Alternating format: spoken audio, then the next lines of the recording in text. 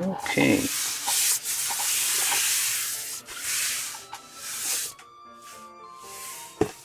So today we're building this.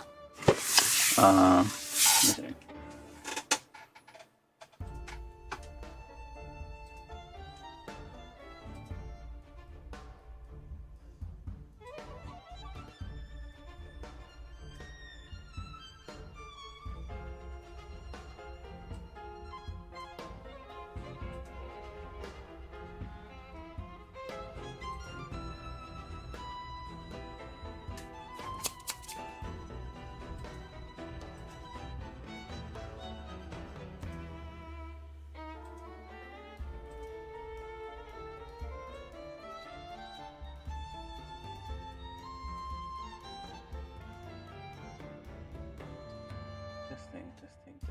Are we able to fly?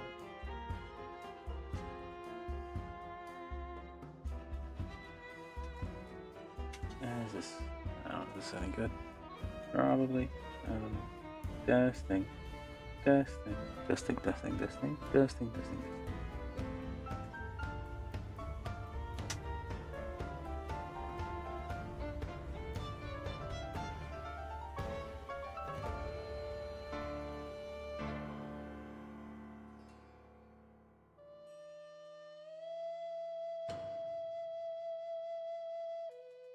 Alright. I don't know if this is any good or not. Let's try a few settings here. Trying to figure out some things about the sound. Sometimes too low, sometimes too quiet.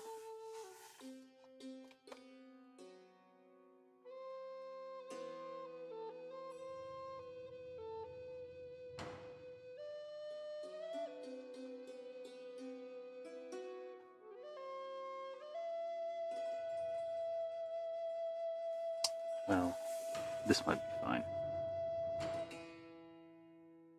I think. Maybe. Testing.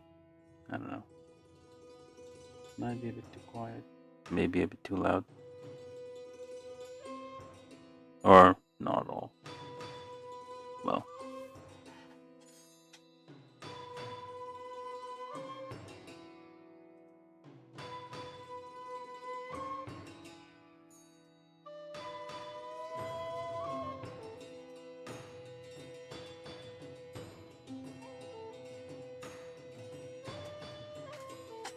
Alright, how's this?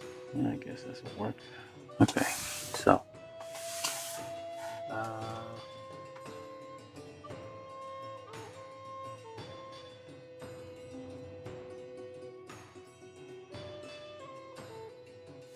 Testing a bit more. On.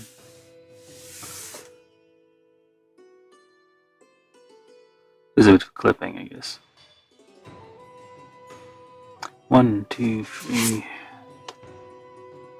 Testing. This is a test. Hold on. While we're doing this, and I'm trying to.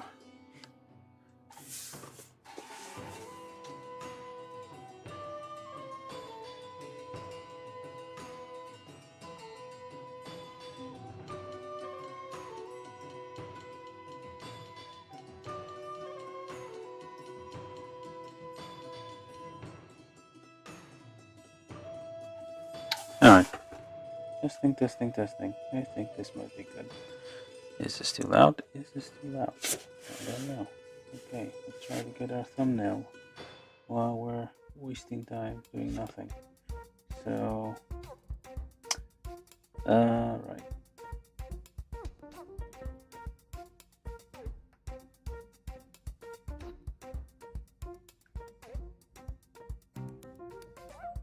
Okay. The volume's a bit all over the place, but, well, we'll be fine.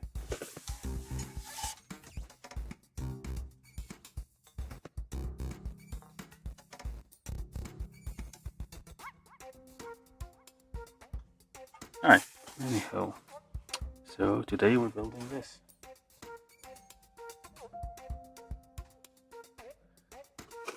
And, yeah, this is from Kotobukiya.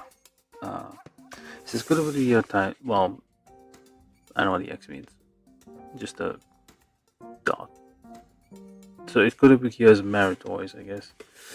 I don't think Maruttoys is a separate company. I think it's probably just a like line of products that Kotobukiya has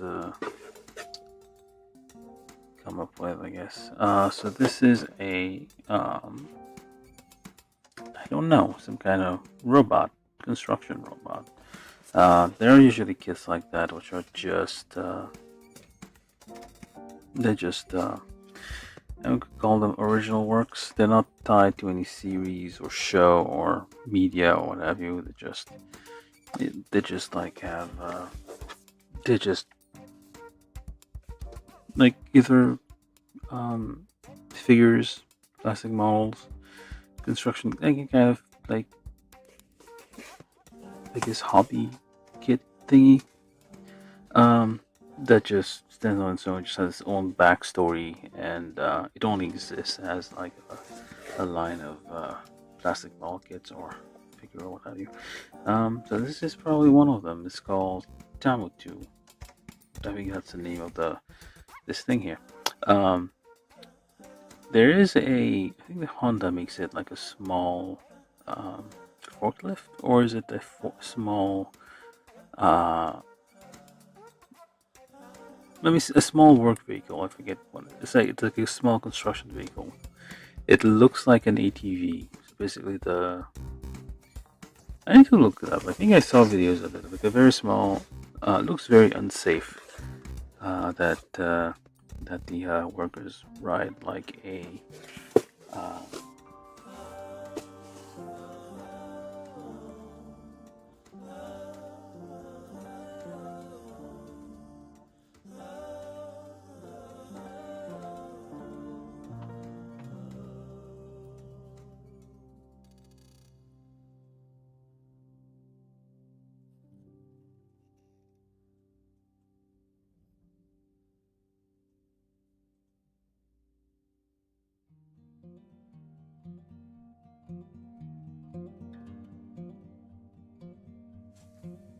sorry that and.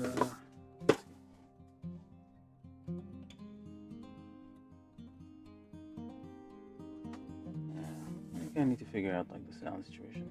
Sometimes it's too loud, sometimes it's too quiet. I don't know what to do with it. Um,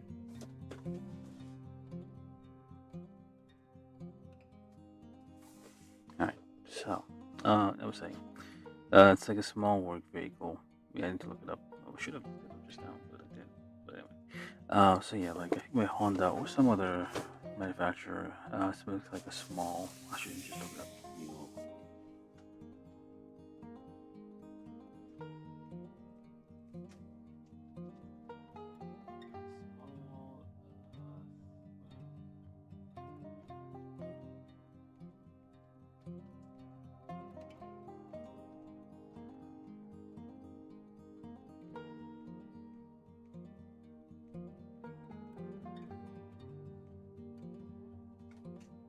No, I found various other ones. Newman, I think, mini forklift.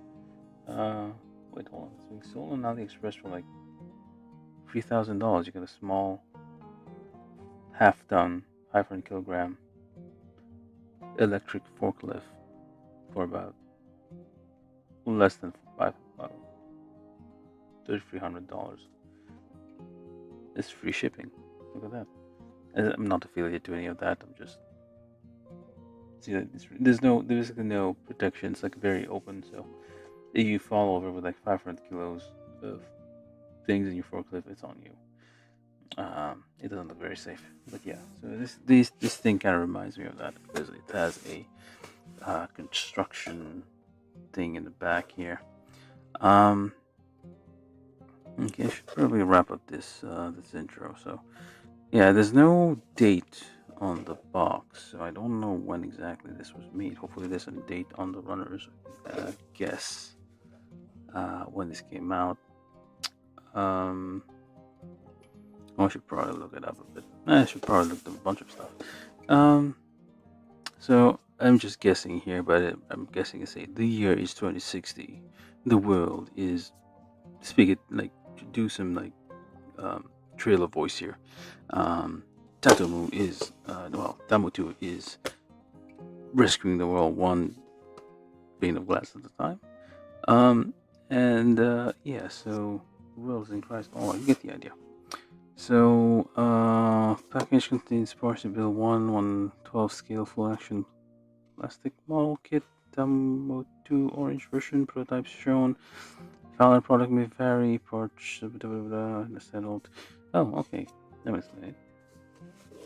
Yeah, I kind of have I'm biased against Kotobukiya somewhat. One thing, like the kits are they're a bit more pricey than say Bandai or even Aoshima or even Hasegawa. They are priced a bit more, and they've been. I mean, in the past I built like a few of them, not many, I'll admit, but they have been kind of disappointing. The quality of them and basically the bang for buck, I guess the value proposition of these kits is kind of low. Um, so yeah, I mean that's one thing you have to think about me when I'm building this. So I'm not sponsored by any of these companies to to build these kits. This is all I bought all those with my money, and I'm just building them. So I don't know I'm mentioning this, but I think I just mentioned it anyway. So yeah, we can see like it's an orange one. There are different models of these. They're different shapes. This is on the quadruped. I doubt that it seems to have wheels on the bottom here, but I absolutely doubt that this kit has wheels that move. But I'm to be surprised by it. I really hope that it surprises me. Like, oh, the wheels actually move. This is great. I don't. I doubt for what I paid. Because I only have one of these or two of these, I guess. Because I like the shape. The shape is interesting. It's let's face it, it's cute. Um, that's probably why I bought it. It looks nice. I like the shape, the style, the roundness, the fact that it has little blinkers on it. So basically, you could have someone sit on there, assuming. Well, actually, it doesn't seem very comfortable. You don't have a seat or anything, but it is like looks like a small autonomous robot that would do work on a construction site. Oh, this looks like some kind of laser. If you're not careful, looks like some weapon system on its back. Alright, but yeah, I mean, yeah, they make a lineup like a line of these. They are different colors, different shapes, different purposes, I guess. This tie-in with frame art girls, which is another thing Kotobukiya does. Yeah, it's just like typical. I mean, don't know. It's a Kotobukiya kit, which does not. I don't think there's any other. It doesn't exist in other media. Like this is just like this whatever plot thing it has here probably only exists for these kits. In the year 2060, Atarasi destroyed the world, and TAMOTU did something or other. I don't know. It has an AI. Well, I'm just guessing. Anyway, let me adjust my camera here.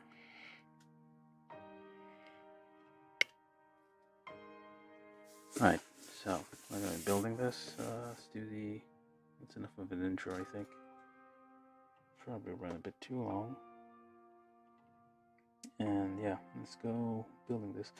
I've been thinking about, like, well, maybe disabling the background music. I'll try that now.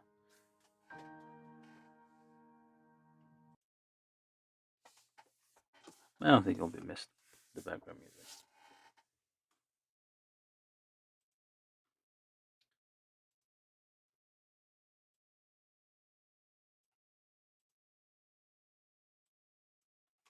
I'll test a few things. I mean, I'll probably try it with the music, without the music. I'll do some A/B testing, as they say it. Anyway, unboxing. It will not come out.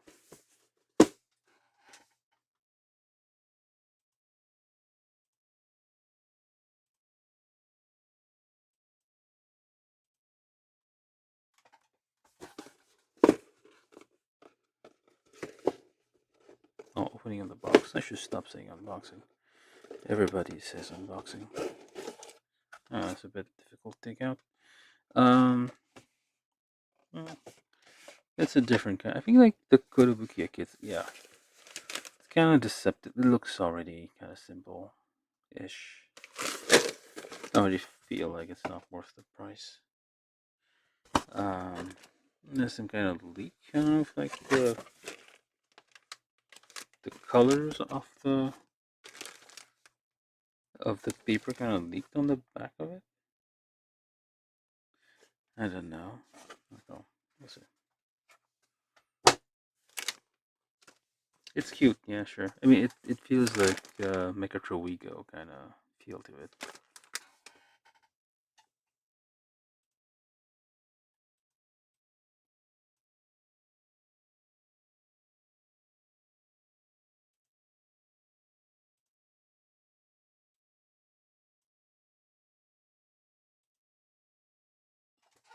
Alright, let's do this. I'm having sound troubles trying to adjust it. Seems like the sound's clipping sometimes or it's going too loud. I need to figure that out.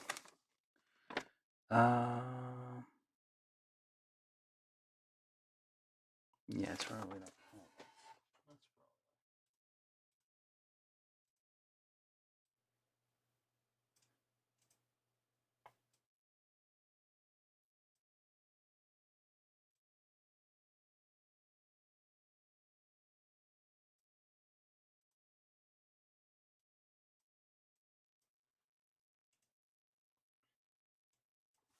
Oh, there's Vinny's taper. Oh, there we go. So, yeah, let's take a look at the instructions while I'm trying this out here.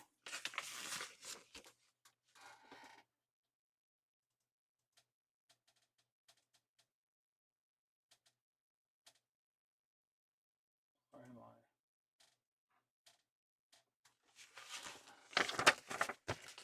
I? We have,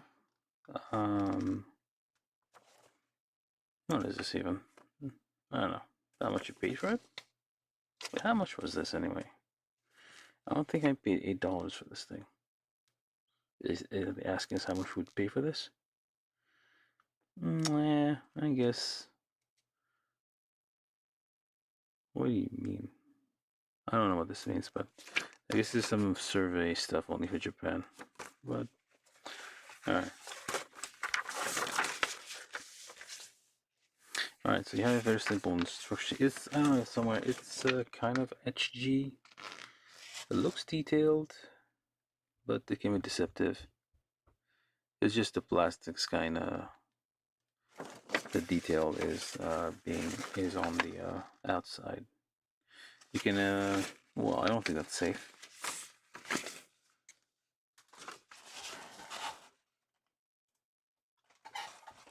That does not look safe at all.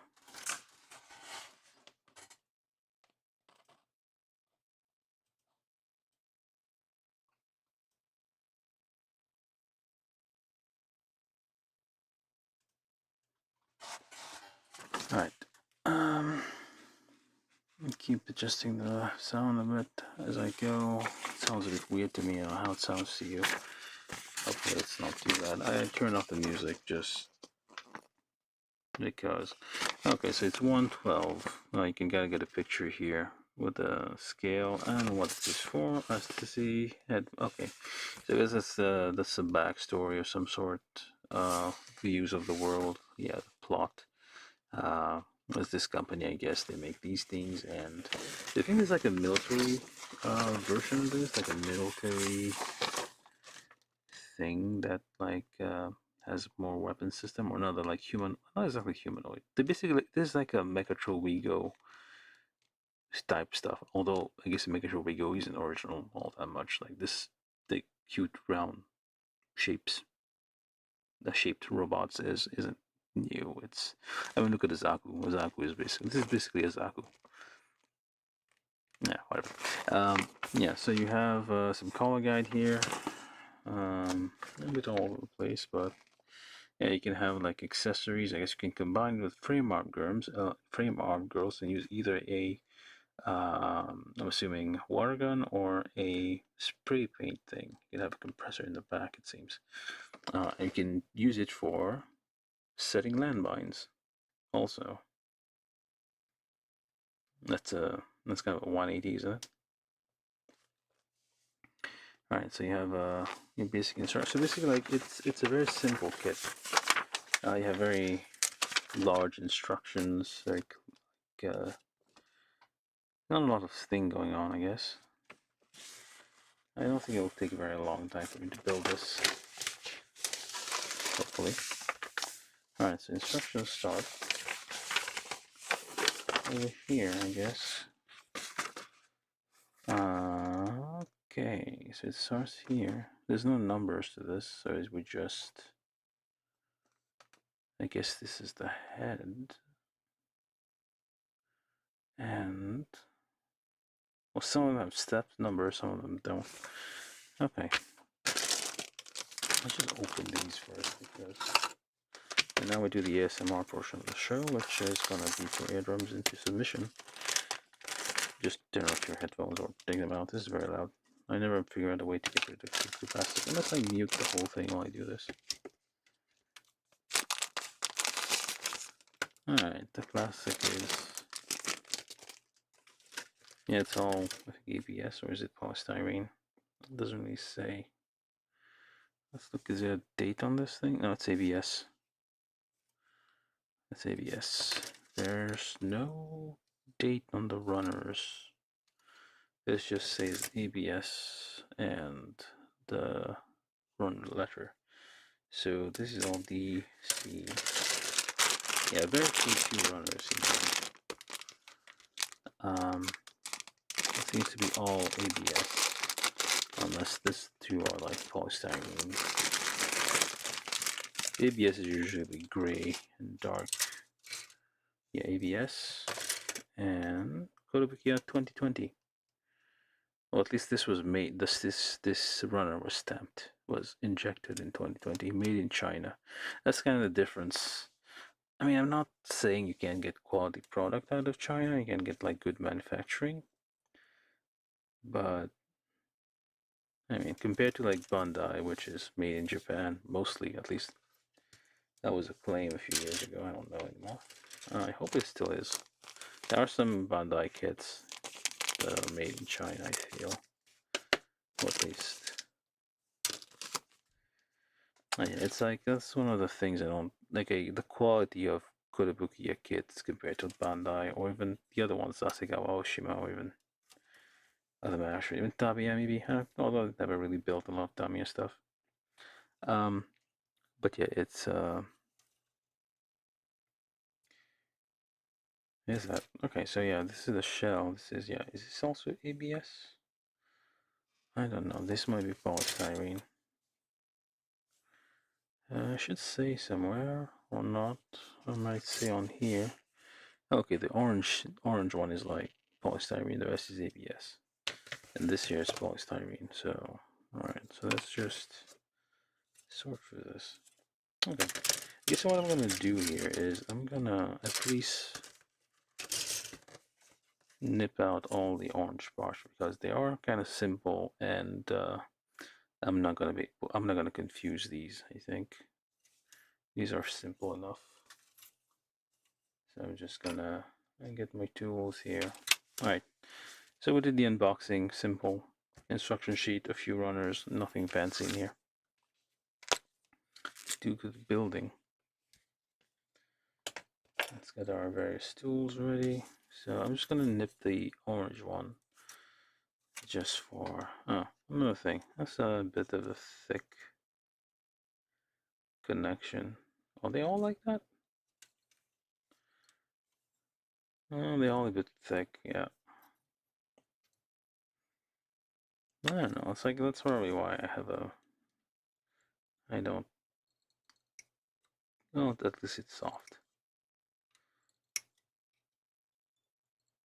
Yeah, like the quality isn't as good as, and also sometimes even the design of the thing isn't as good as, like, say, Bandai. I don't know, like maybe I'm giving Kotobukiya the short end here, short end of the stick, SDC. But and okay, I don't like these. They're, well, I mean, it helps hide the, like I saw one of those runners that go under the part. Well, in some cases, like it helps hide like the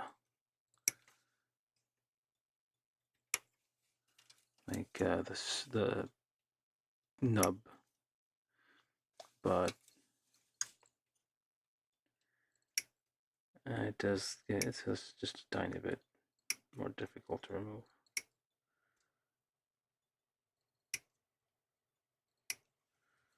We'll see. So let's try to get this done quickly. I don't think it'll take very long. And I should probably stop talking so much. Probably scaring the people who are just joining us.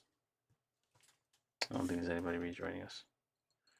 This is just some random kit that I have. The only reason I'm doing this is because it emerged from the pile. I keep talking about the pile. Maybe I should take a picture of it someday. But I do have like a pile of, not a heap, but it's a stack of kits that is basically my backlog of kits that have been just gathering dust for years. So I need to go for all of them and build as many as I can. I'm trying to do one every day.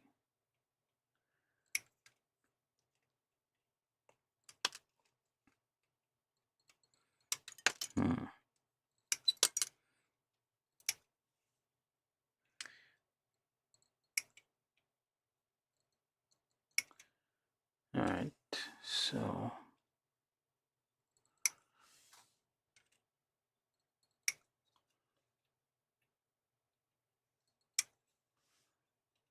these I bet, no, like these are too far away. Or if you're using, yeah, you could have rotated these a bit. It didn't have to be like that. Maybe.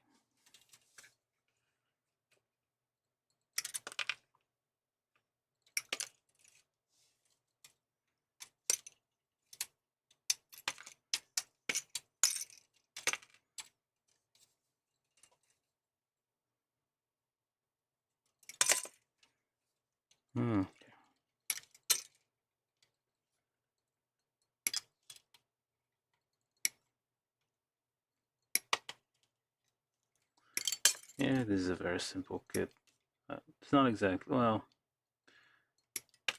you can't really compare it to like Bandai's high grade. It's more like it's more of a like SD kit or HG SD kit, somewhere in between. So I got all the orange. It's 2020. I need to make a note of that. I don't know. Like Kotobukiya doesn't like do frequent releases, I guess. So there are no polycaps. Everything is ABS. So it'll be ABS rubbing against ABS on the side of those things. Okay, so I guess I did the A runner, which is easy enough. So we start with the head, and we take B1 to 14. So 1 to 14, not 1 to 14, but 1, 2, and then 14, which is over there. Let's go. Okay, can't even reach with these ones.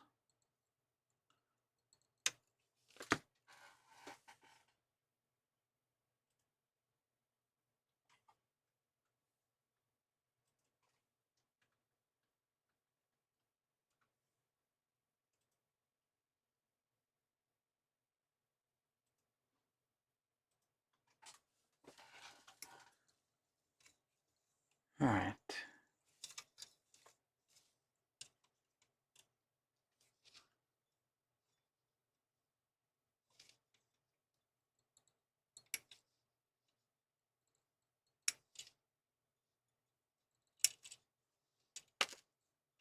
That needs to be cleaned up a bit.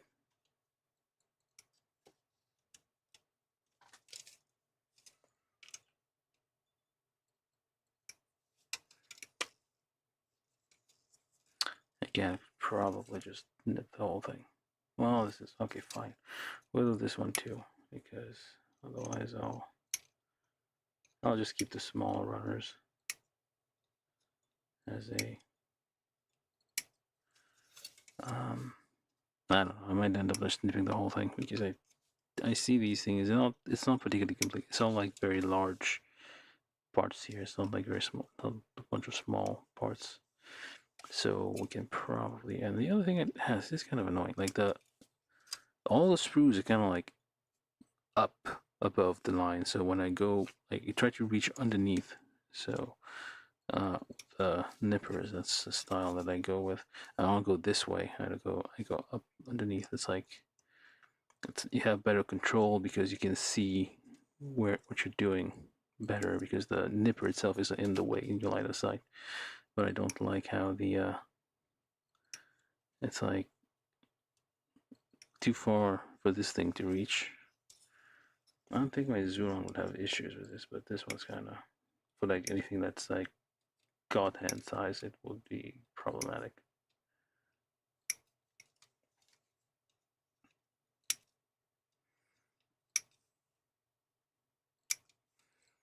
You could flatten it out, like make it so you don't. Yeah, I only have criticism for Kotobukiya stuff.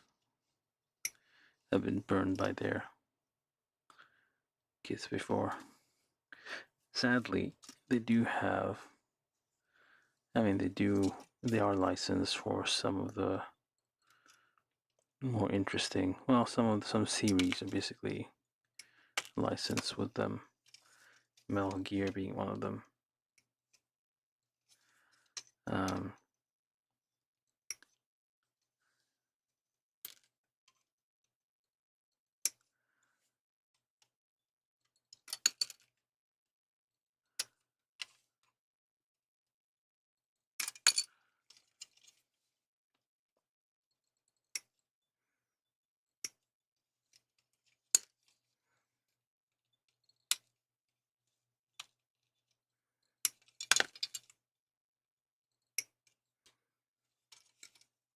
Yeah, I don't know.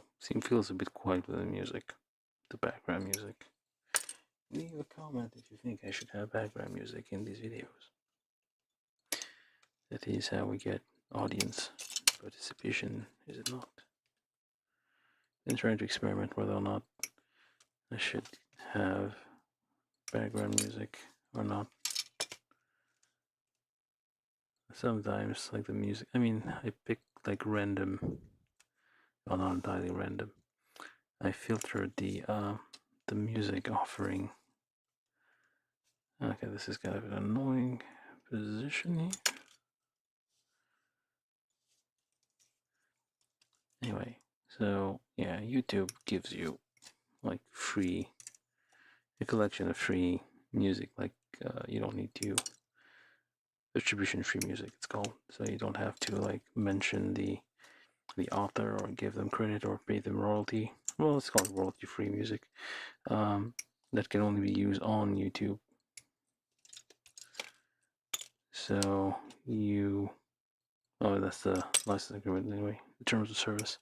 So you can only use them on YouTube. Although I have heard them in like in Android apps from time to time. Like you can sometimes hear them in like cheap Android apps here and there that like need some. I don't think that's legal. Well, maybe that you can also use that in Android apps for Google's terms. I haven't built an Android app, so I don't know. This is wannabe then. But anyway, yeah, no background music because I can. The plan is like I can eventually reuse this raw footage as a I'm going to see as well. Why not? I can reuse this footage to edit these videos to shorter format rather than the full raw live build.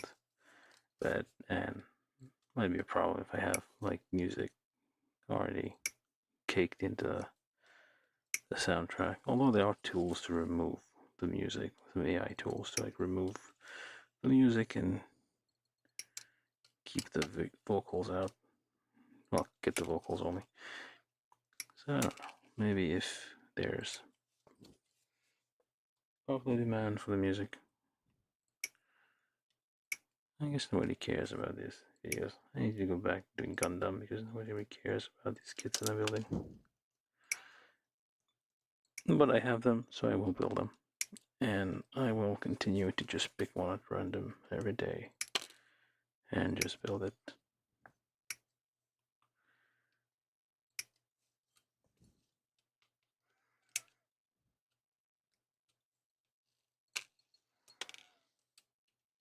Very few viewers. There's a ball here that's trying to roll away. I don't think it's a very good idea. Okay. Yeah, is it easy enough?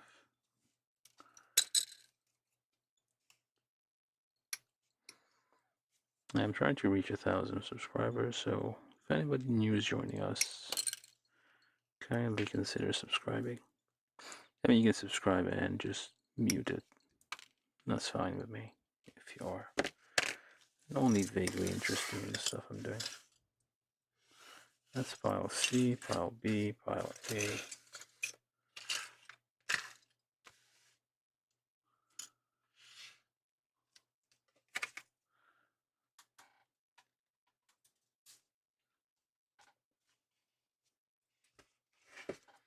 And these are the legs, I assume.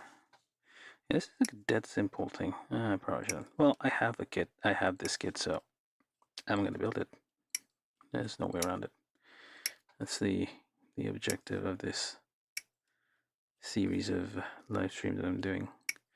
I have a bunch of kits gathering dust, a pile or stack rather of kits, so it has to be built. A small peg here. Yeah, so you basically do not have to care about the ordering. Well, you don't have to look up the number. Just nip the whole thing off. This is what I say. For something simple as this, well, at least I don't need to bother with the numbers. Hell would get in the way. This one's still on the thing.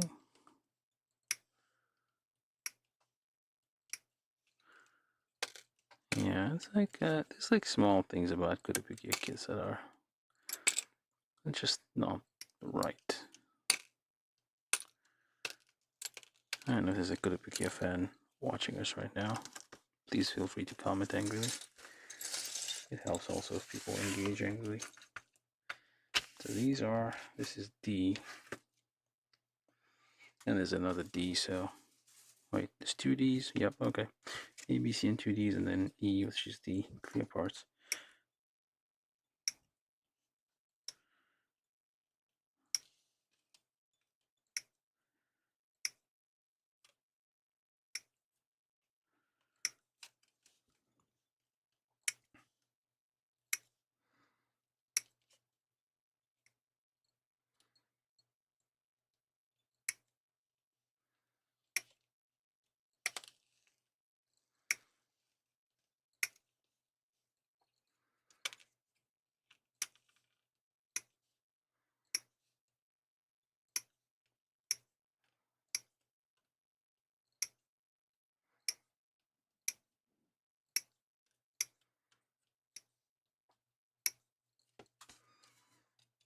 Should probably go in order.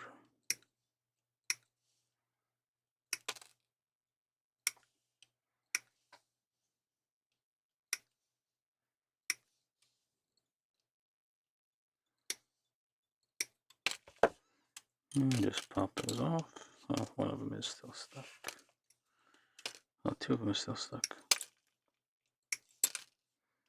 There we go. All the dealers, that's all of them. I'll just keep this over there because I don't need it just yet. Oops.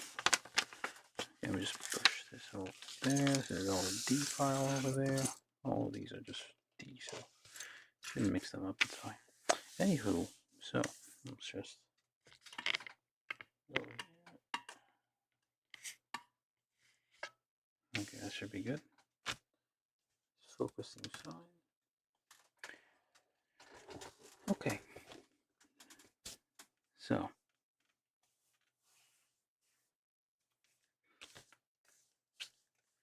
alright. So we start with a head and we take okay, so B1. Then we need 14, which I'm assuming is this. Looks like it. And also this thing here. And let's take the file. These are ABS parts, but they still need to be checked for nubs a bit. Easy enough.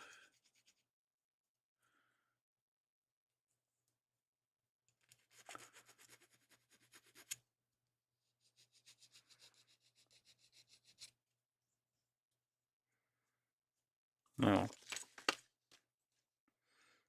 So let's just try to fit here. So hold it like this. You push it through here. This one's gonna interfere with this. Let's get the knife here and just. Oh no, knife's not gonna work. It's in a. This is annoying. Like it is in a weird position. It is in an in-between part here, so the design of it isn't as. I mean, it's not unique to Kotobukiya, but I've built a few Kotobukiya kits in the past, and they're not all very enjoyable. I kind of feel about the amount you pay for the kits, because I am paying for this kit out of my own money. It's out of my pocket, so I kind of want something that gives me satisfaction for the price I pay, and I feel like Kotobukiya kind of has been kind of low. Aoshima and Hasegawa, sometimes okay. I mean, they're not bad. They're not as good as, I mean, Bandai is still the top one so far. There hasn't been like some dark horse small company that makes awesome plastic models that blows everything out of the water. I haven't seen that one yet. I mean, it's not down to the company, it's down to the designer, because from time to time, I mean, Bandai has like some good designers they hire. Some people who know what they're doing. These are the names that should be on the box, really.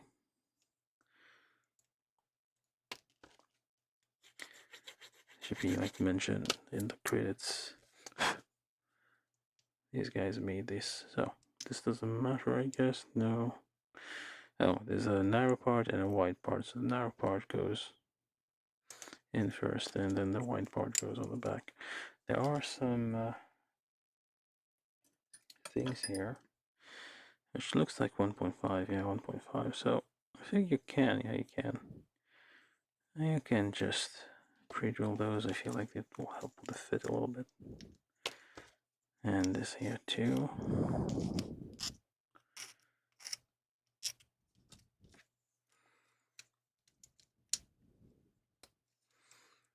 There we go. Or do we? And they press a bit. There's a bit of a gap. Is this a bit ill-fitting? I don't know. Okay, well, we'll go with this for now. Anyway, A7, A15, C10. Okay, so you look for your nubs here, which are there, because these sprues were awkwardly positioned to some extent.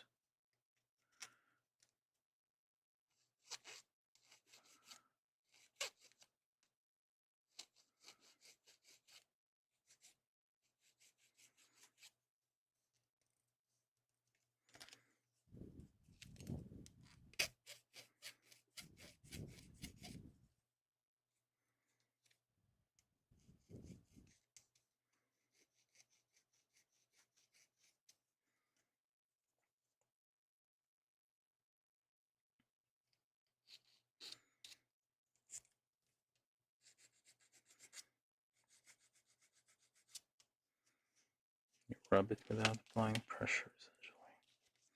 This one's internal, so I don't think I need to worry too much about the sprues or what have you. So I'll just try to get this in here. Alright, then these two. Let's do a fit test here. It's a bit tight, so you just give this a tiny spin just to open the entrance a bit.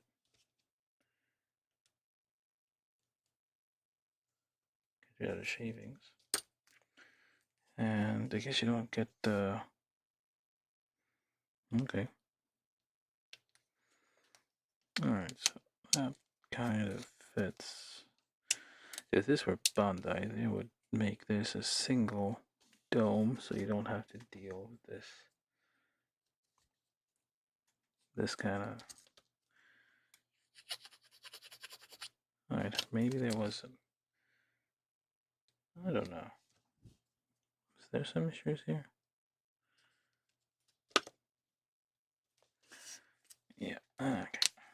So, it's possible that you need to like sand this a little bit because the nub on this part is preventing the other stuff from connecting properly. Or at least that's a theory here. So just shave it only a little bit on every side. Just so it's slightly smaller than it was. Just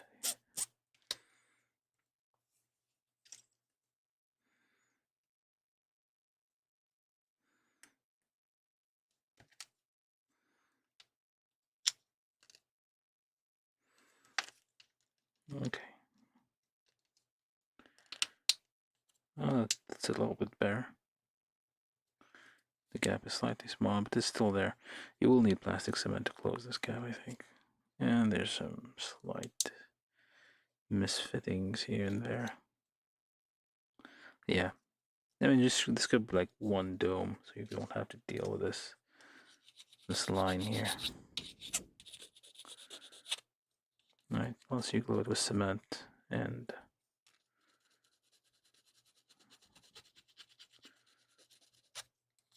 there's no stickers on this thing, I think. Yeah, there's no stickers. Okay, C. It's a bit of a wait. This thing and that thing. So C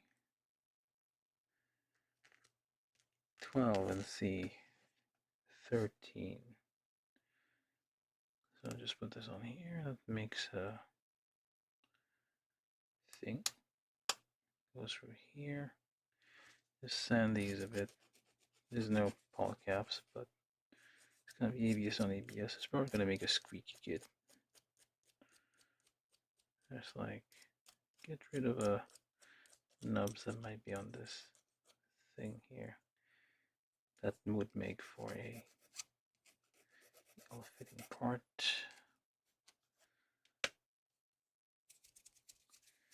Alright, so then we need B8, which is I think this one. Hold on.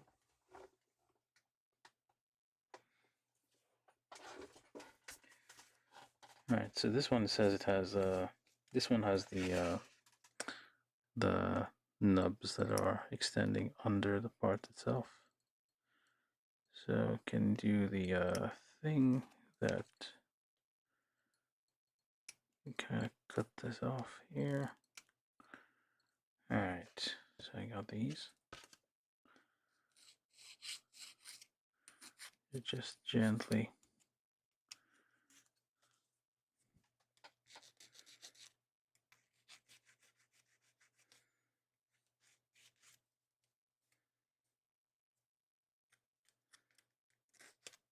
no, probably shaved away a bit off in some areas, but yeah. I mean, it has a matte finish. It's kind of, it's not awful. Like it's a different contrast, like shiny. This is like internal mechanic parts. You can kind of, that's your building like the it's like a lot of radiator fins though. Assuming this is electric, why do you need all the radiators? It's not very efficient. If this was like a gas engine or something, that would make sense to have radiators everywhere. Well, at least some radiators to like radiate the heat from the engine. But if this is electric, you don't really need to do that unless the power source generates more heat than it needs to and needs cooling. So, this goes through here. Really? Okay, I guess that's weird, but alright. And then you take this part that you built over there and goes on here. Why though? Is that so? Okay. And then that should go in the whole way, I guess. And snaps in. Does a patchy. We had a patchy moment here. And then finally, you just slap this on here, which becomes your head, sorta. Alright. Okay, that's a Baymax face here. That's very, like, limited. I don't know, there's probably a name for this art style where they have, like, very minimal features, basically dots and lines, which you see as a face. A minimalist kind of art style. Stick figures? No, not really. Stick faces? But basically, yeah, this is it. As like, you know how you have free, like, whole rounds, or free dots in a triangle, pointing downwards, makes you think of a face. Those kinds of things. All right, so let's move on to the, I'm assuming, legs. Times 4, we take all the D parts, so D, these parts,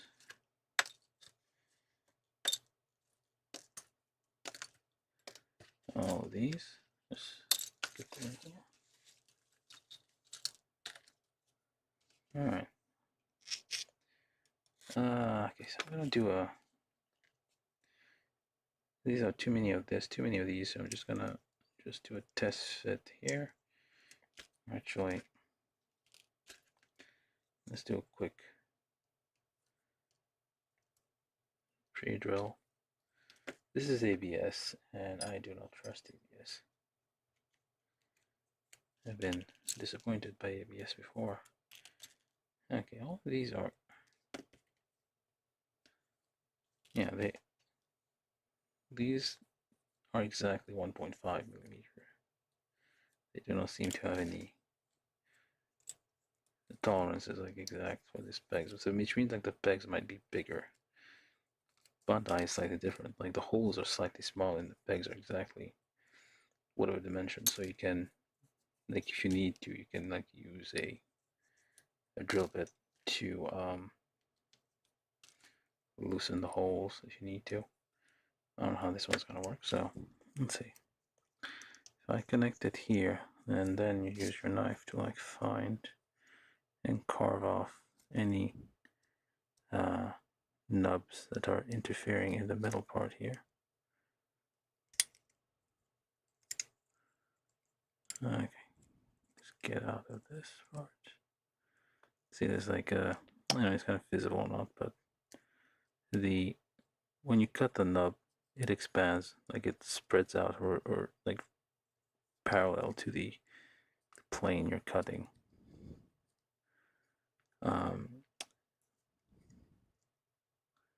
Why is that correct? So if you're cutting this way, it's spread out this way, yeah, parallel to the plane. So which means that it is going to cause gaps. And well, this one doesn't have. This is ABS. ABS has some other issues where it kind of bounces back, and it doesn't all sometimes doesn't fit quite as well. So, all right, we have something. It can probably be fixed with a dot of cement. So. Same deal here. You look at the nub here. There's a bit of a nub that's going to be in a cap. So you just scrape it off. Same deal here.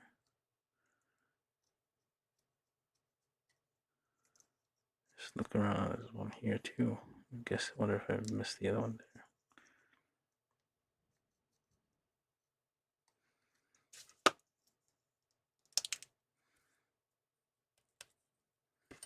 And just do a little quick rub without applying pressure. I mean, this is like internal parts, and it is kind of matte finish.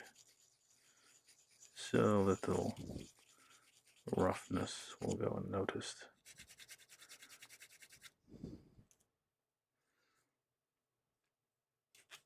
Yeah, I knew it. These are the wheels.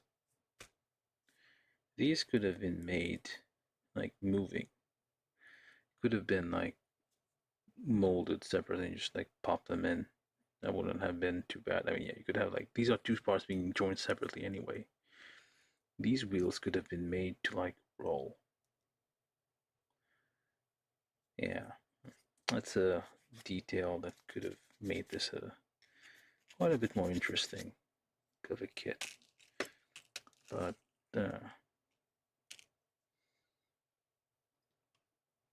yeah.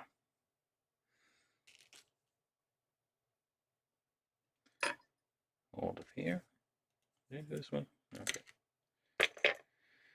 So, okay, join this together here. You kind of see where the nubs would cause interference. You clear them out. Don't drop your stuff.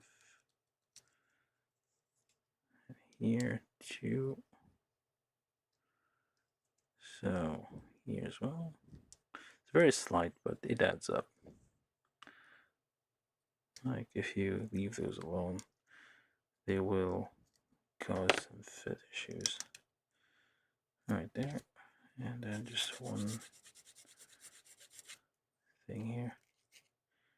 Okay, it's kind of a bit of an aggressive nub here.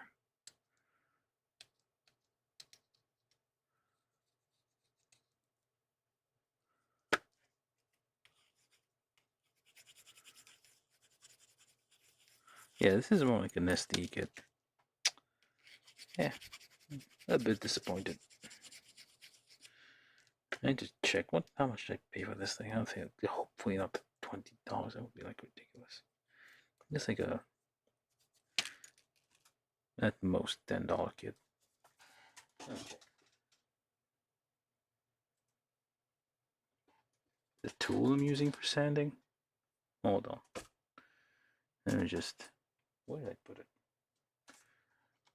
This is drum roll.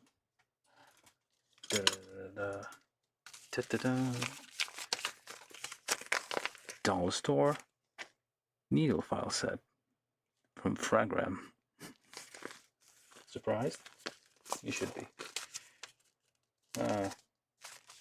Let me just answer you in chat because you might not be watching anymore.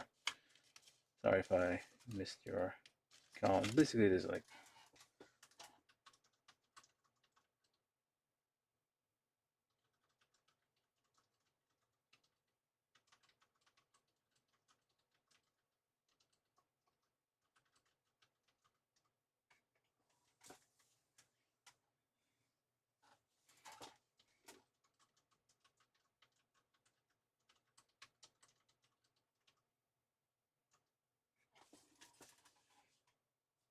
And Dimension. Yeah, I'm not sponsored by Fragram or whatever, but they make cheap tools. You'll find them at Walmart or wherever. I'm pretty sure I bought mine like a dollar store like years ago, not for the purposes of model kit building, but that's what I use it for. Them. And because it's a tool, it fits a build. You do not need fancy tools or like. I mean, the only thing you need really is the nippers. Everything else, you can kind of just use generic. You don't need like specific plastic hobby thing.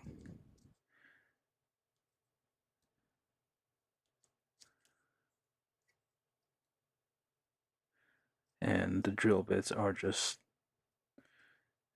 probably got them for like 99 cents off AliExpress, which are very shitty quality drill bits, which are supposed to be for metal, high-speed steel, to like drill holes in metal. That's what I bought them for, and they do not work on metal at all. They're basically wood, at most softwood drill bits.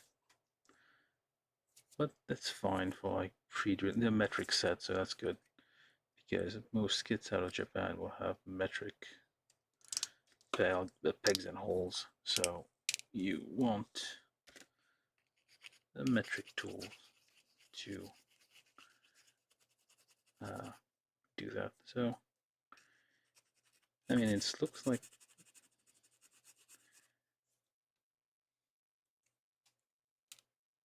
hold up a second. Ah, there we go.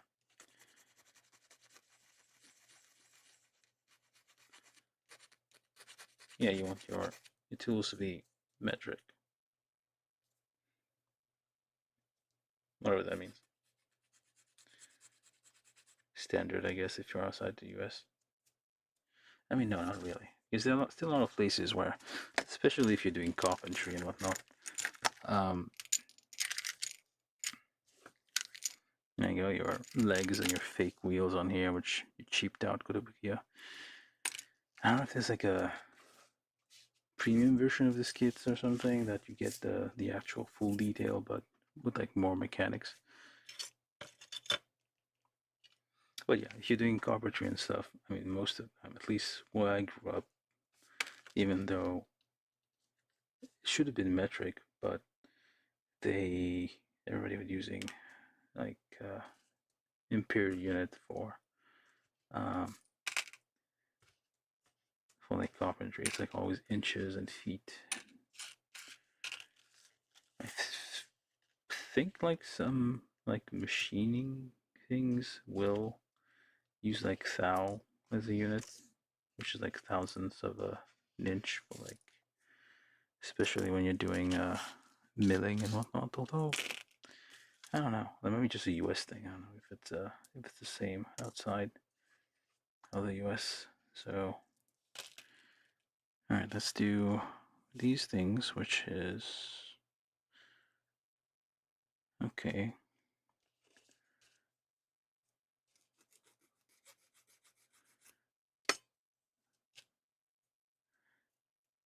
I'm assuming this is fixed in place.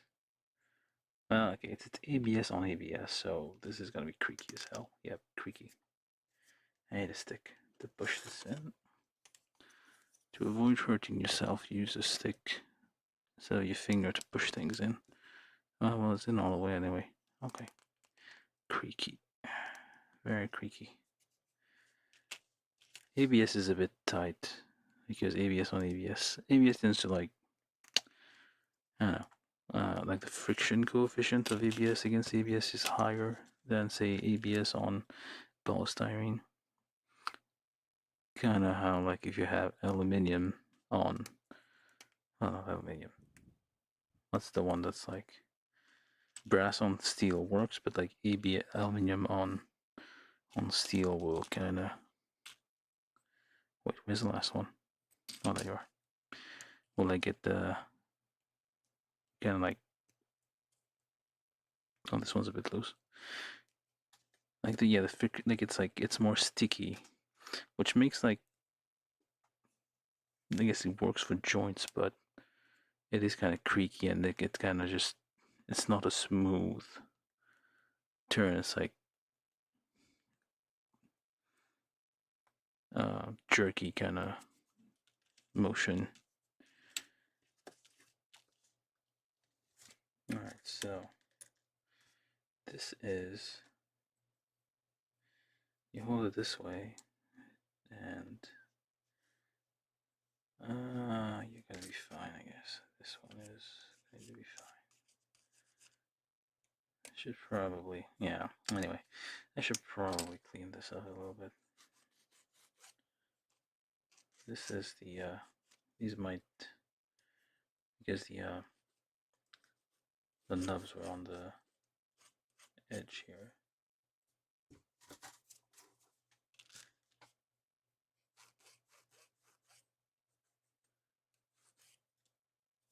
So it will kind of might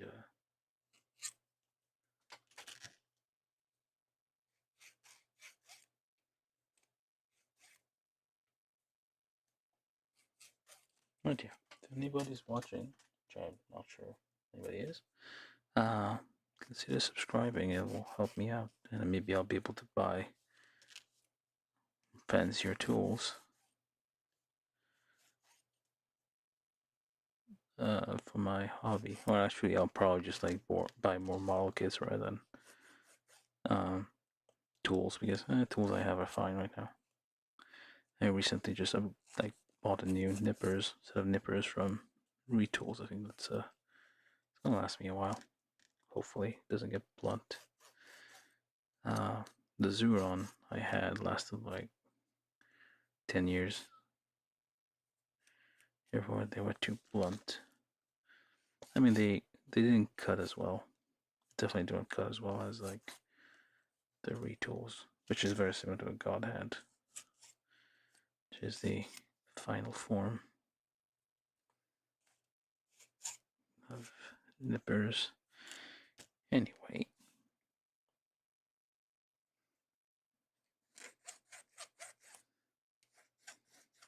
seesaw motion, rub without applying pressure. That's the secret. It's basically a skill issue, not a tool issue. Well, the nipper is a tool issue, but filing, sanding can be a skill issue. Like if, like all sanding material tools and whatnot will remove material. So if you are too rough with it, or if you don't know what you're doing, you will damage your part no matter what.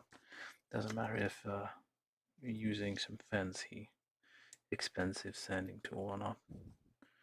Okay, this needs to pop in, I think. This needs to patchy. Oh, you're gonna patchy? Yeah, patchy. Ow, that hurt. That's like pressing on my fingers here. So this goes like this, and then this. What do you mean exclamation? Okay, it goes. This needs to go up top.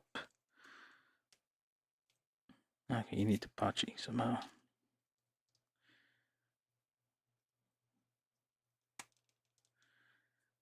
Okay, I need to figure. Okay, so I built this contraption. Another example of tools.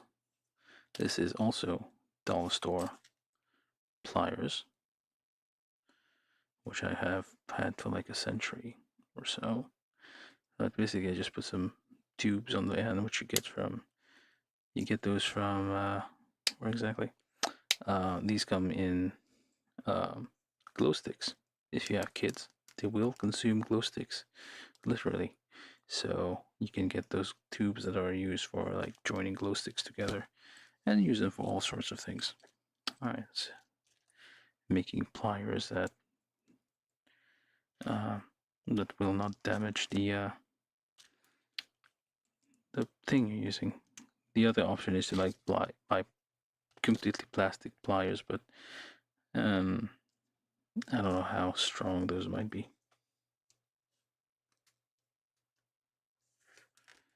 And then we patchy, patchy, patchy, patchy. There we go. did this. Why did I just hold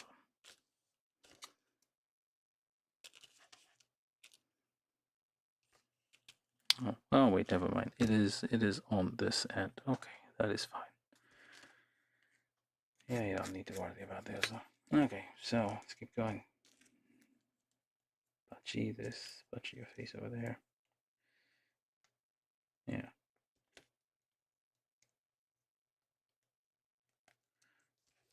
So yeah, the plastic here just prevents me from, prevents damaging the part, the metal stuff. But this is useful for patching things that won't patchy. Okay, just patchy your face in there. And okay. This allows me to apply a bit more pressure without damaging the part. I could probably glue that in place.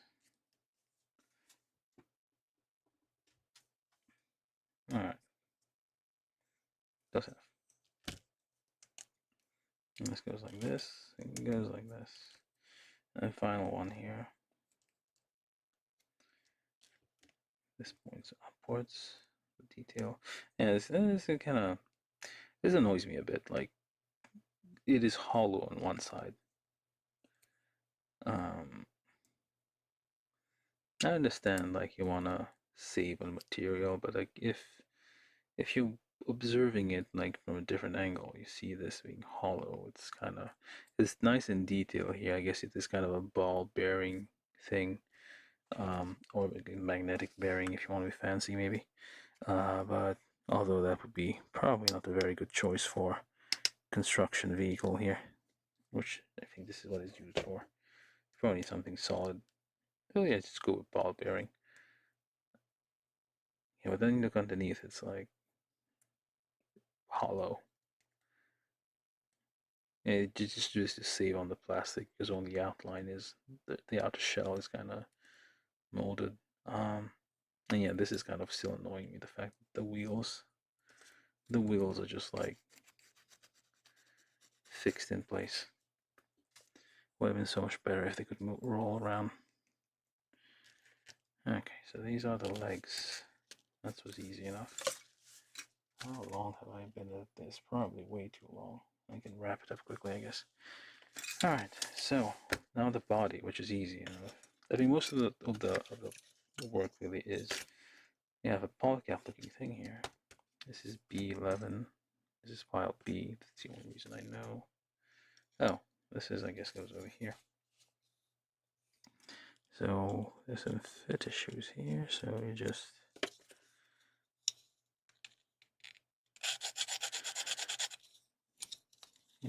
get rid of this part here.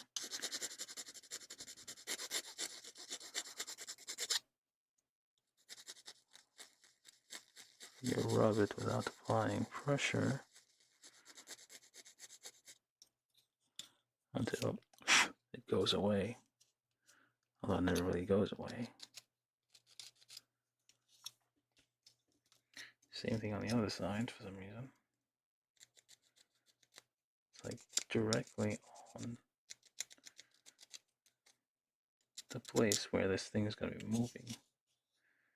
Alright, so let's go up around for it. I think this is just going to be fine. Probably going to connect to something. Here's another one. Okay, so let's do a test fit here. So, probably going to have to use this 1.5mm stuff here. Just go around. Just pre-drilling a little bit. Will make it easier to separate if we make a mistake.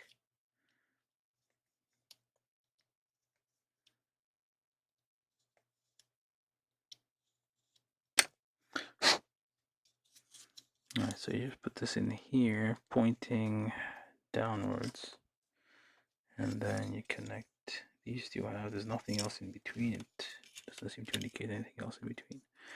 And then you just join these together.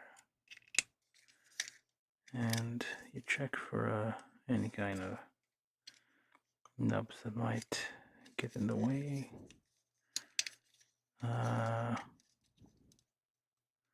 This one maybe. Just shave it off. Alright, so then there you go. Just so it fits right together. You sand it a bit here. There's lots of pegs anyway, so it should be. And the plastic has an, I don't know, it's like, it sounds a bit hollow. And ABS-y, I guess, a bit crumbly. It's like mealy, I don't know. And it's kind of a big gap. I don't know where the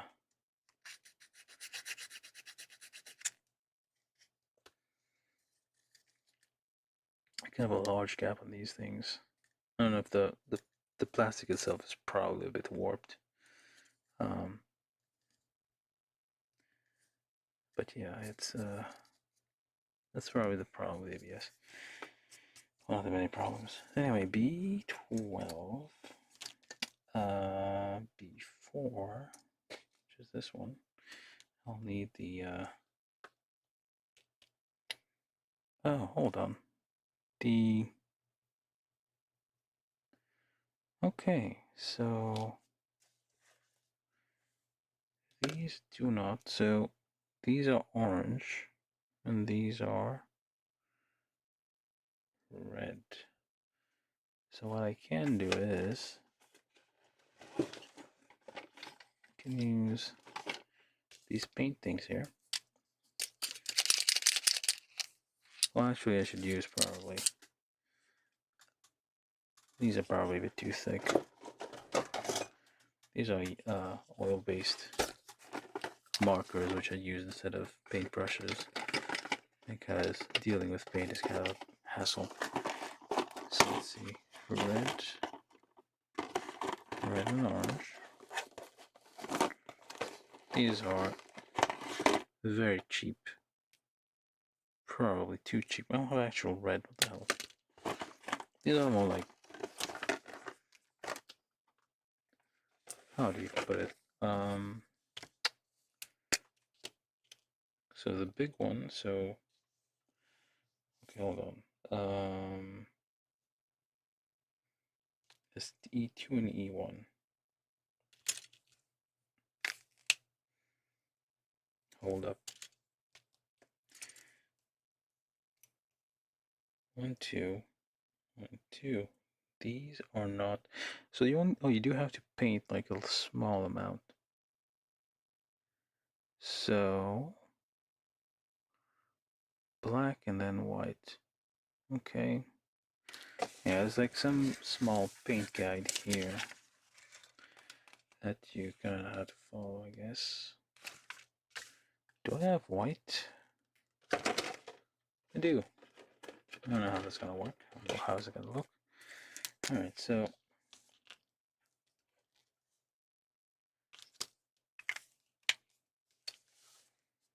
I'm gonna try to. This is the back, so these ones are red. The number 2s are red. There's only 2 of them being used. I'm just looking ahead here. I'm gonna try something different. I'm gonna try to pre-paint those things before I put them in. So maybe it'll look better. Is there anything that goes? Yeah, there's nothing nowhere else that you actually use.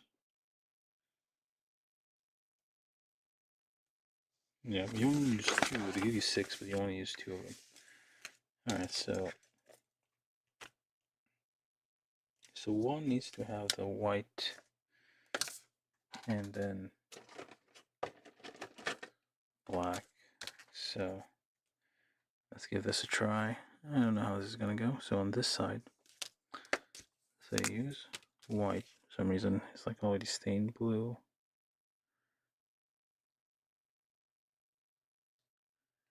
Yep, this is not working out.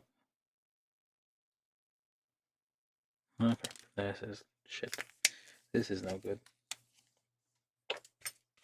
These are cheap things. They're probably more for paper. Or supposedly ceramic, but like they're not very good.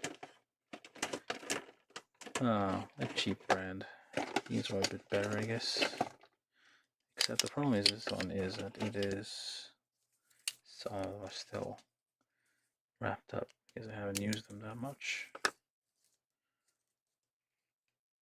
I don't know how this is going to turn out. Probably awful. So we have to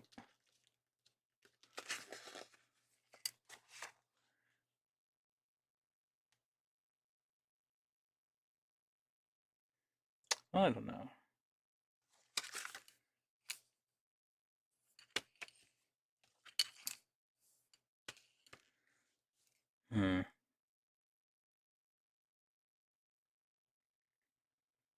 The whole thing here is red, so I can probably just dot the whole thing on the back.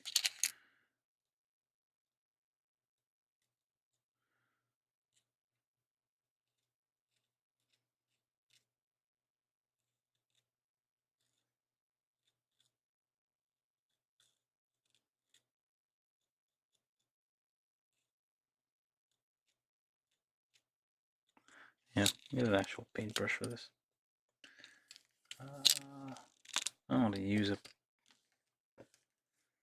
Well, this looks like it's been murdered. Let's see. Trying random things live. That's what we do.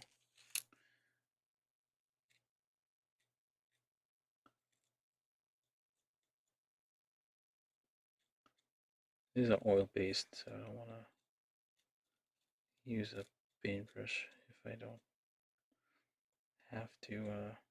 Oh, it looks like a target. These are too thick.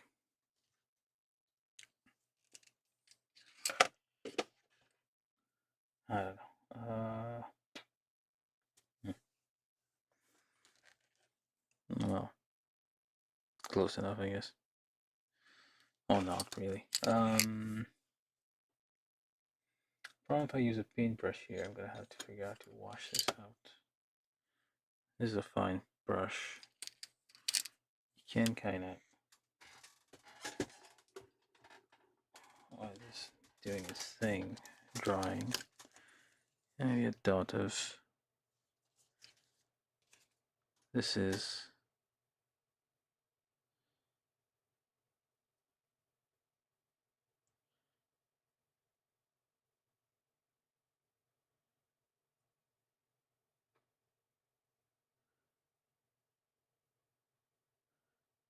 some alcohol here.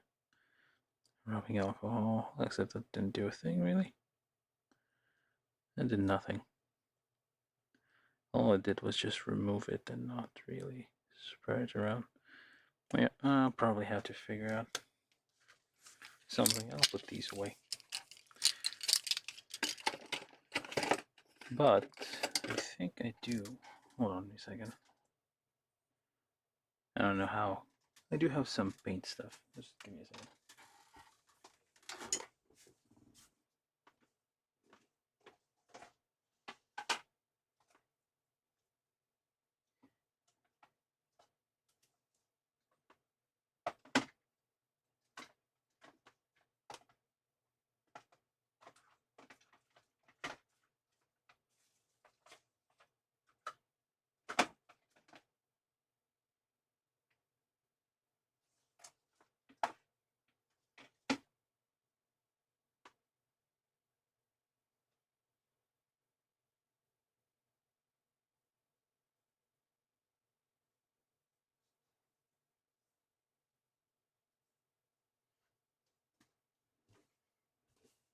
Okay, so I have some Martha Stewart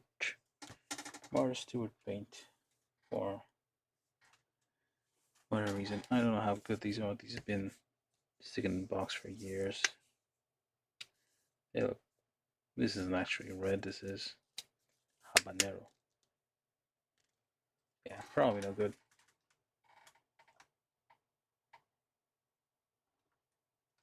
But I do have some black here.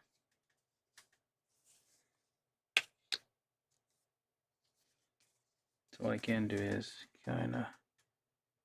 Oh, it is still. It's metallic. Okay, I will do. So you're supposed to be, I guess I'll paint it on the inside here.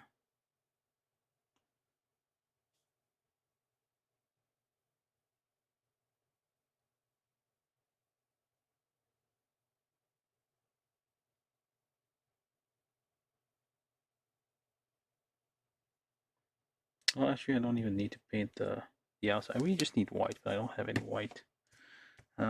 And these are, oh, still alive. Okay. So let's just do this then. Let's get the gap.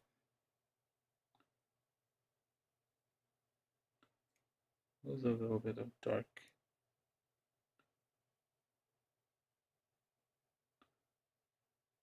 in here. Probably a horrible mistake being made live. I told you before I'm not very good at this,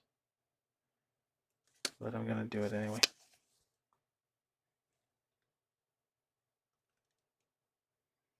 For whatever reason, these are decent quality. Should have been like, these are like more pink than red. I don't have actual red in me. Do I really care that much? I don't know. Eh, good enough, right?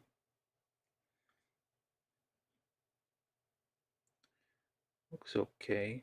So I'm just gonna leave these to dry for a second. Maybe maybe I'll go try and find some white somewhere. Some red. These are supposed to be white and, oops. Okay. I'm not gonna keep going on with this. Yeah, so basically these are awfully colored things here.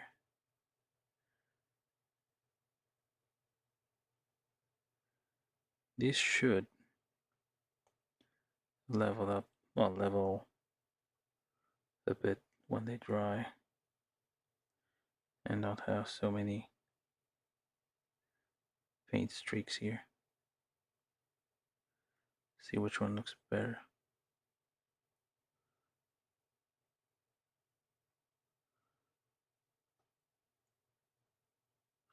Self-leveling paint, or it's called. Yeah, this is probably too much. Probably need a dot, nothing else. Just get the excess off. They can dry a bit quicker.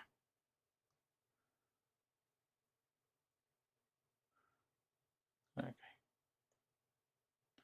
That's gonna add a fair amount of time to the video runtime here. Okay, you look horrible.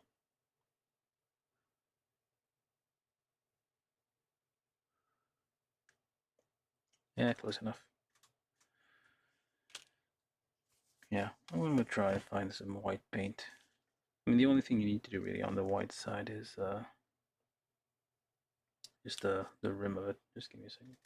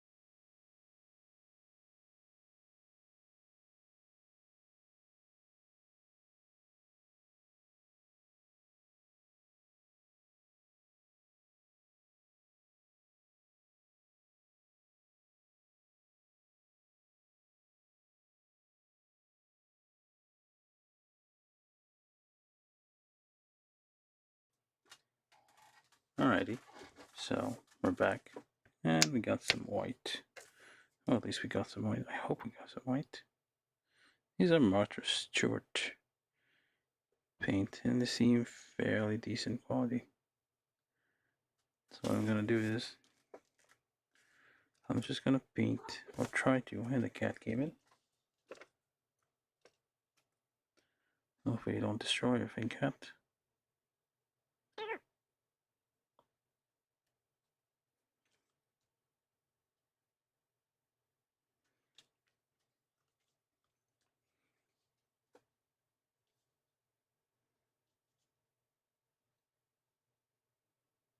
Oh, but a little cup of water, the cat's probably gonna knock that over.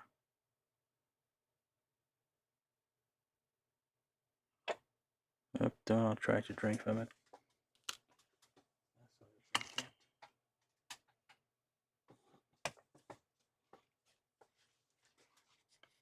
And don't try to knock these. Well, I still need those.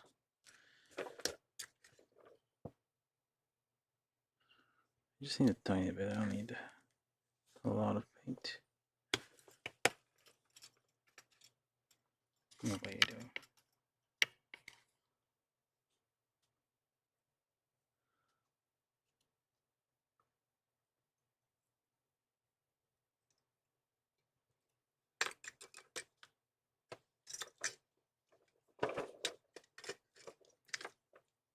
You would need probably some kind of primer or something, but I'm gonna trust Martha Stewart on this one. They are cheaper than, say, Vallejo paint or some Mystic Color or otherwise brands. And don't destroy things, cat. Yeah, it's destroying everything.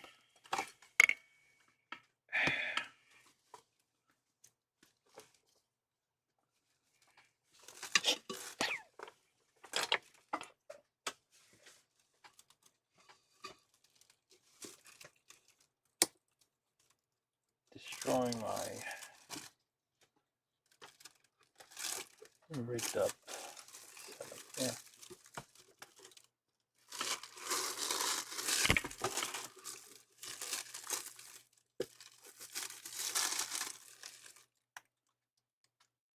Well, now the cat's gone. Oh. Drop my stuff away.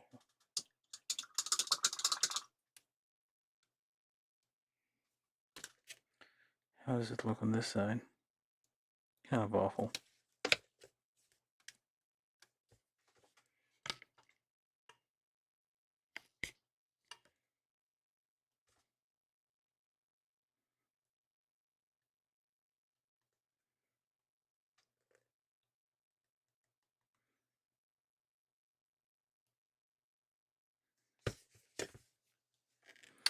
Martha Stewart went to jail for this.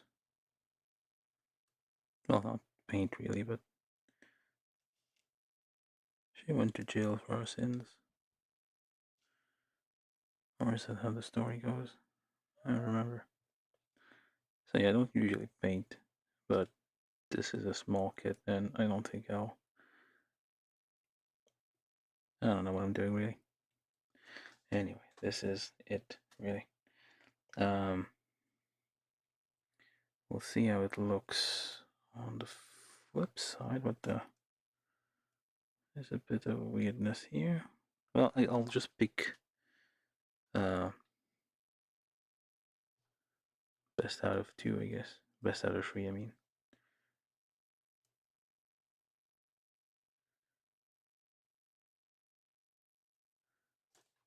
I don't know what the deal here is. Something got stuck underneath.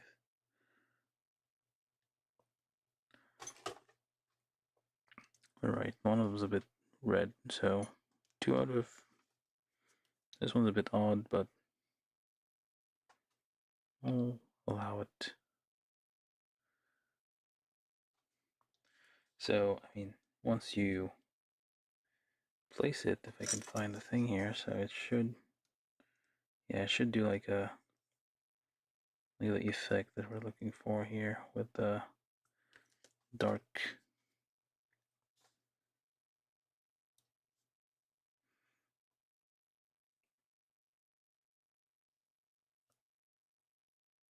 Well, it may need to be trimmed a bit, but yeah. I'll just do the sides of it as well.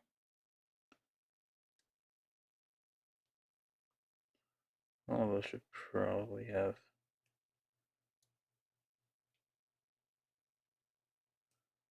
Alright, that's good enough, I guess.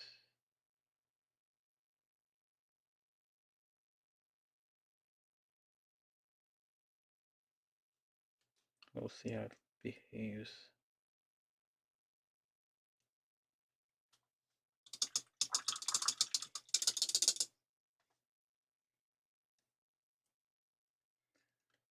Down the road here.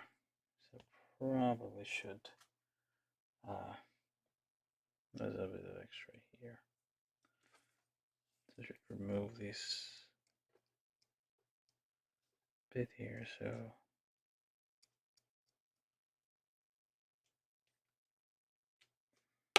that when you put it on here, yeah, it'll look fine. And the cat is back.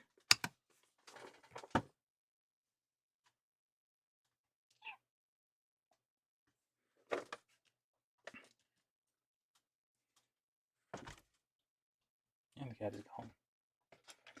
What I can do is I think I can kind of scrape the sides here. You can just get the, as it is drying, yeah, just remove the excess around it.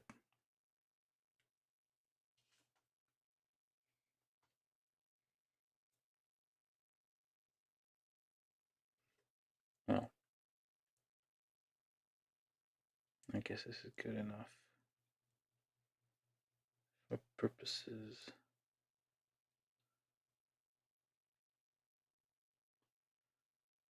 Yep, clear this part. And the rest, they look red enough. They'll do. This is pepperoni. No, wait. Habanero. It's not exactly red, but it'll be fine. Anywho, wasted like 30 minutes or something on this thing. Yeah. Got the bird by the cat. Okay, so we were here. So let's try to wrap this up quickly. B12, which is this thing here. Do a quick look around for things. And that should slide in here. Slide in here. This way, I guess. And no, okay, that's fine. And then E2, so these two that we were looking at just now. So just pick the best one. I guess these two kind of match. So I'm gonna go, wait.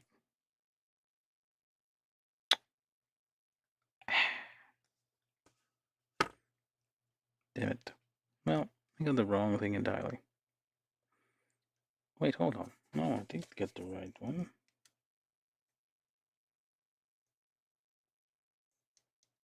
This should be black and white, and these should be red.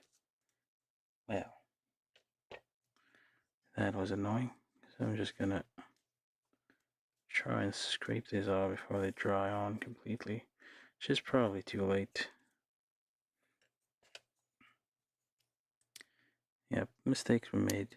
We're doing this live, so mistakes will be made. Mistakes have been made. Mistakes are being made. So yeah, you can use a stick apparently to like scrape these off. These ones have dried a bit, so they are a bit harder to remove. I guess I'll try to find actual red if I have it. And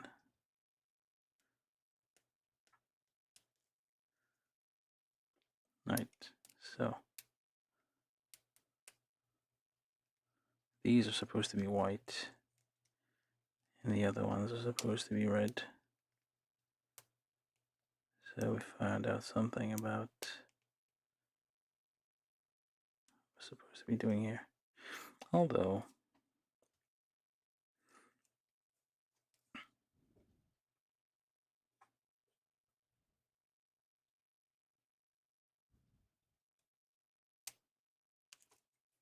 yeah, you can use a drop of rubbing alcohol probably to help the process along. I mean, this is why I don't paint, because I will mess it up, and I'll just use this dirty old Q-tip which I've been using to like get like dirty parts off, and this one just broke off. Okay, I guess I'm not using that one. I only have 2 left. So use a bit of rubbing alcohol here. Oh, will help. Because I don't have cotton swabs. What am I made of money? Which Mickey fancy pants. Yeah. So rubbing alcohol helps you get the paint off easily, quickly, and no fuss. Right. Well, some fuss.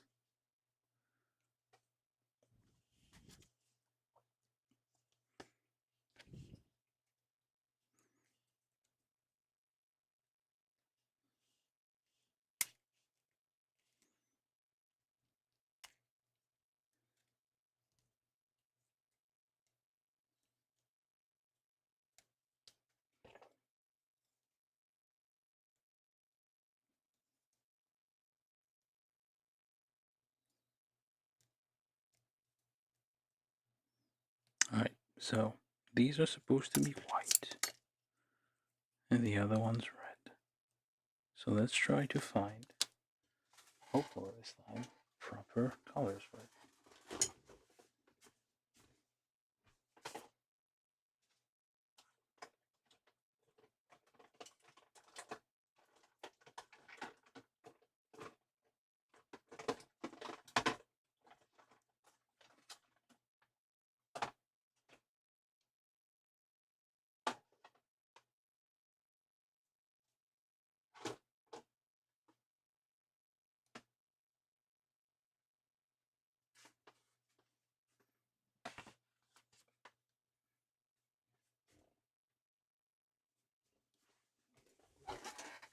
Well, I guess I don't have actual red anywhere.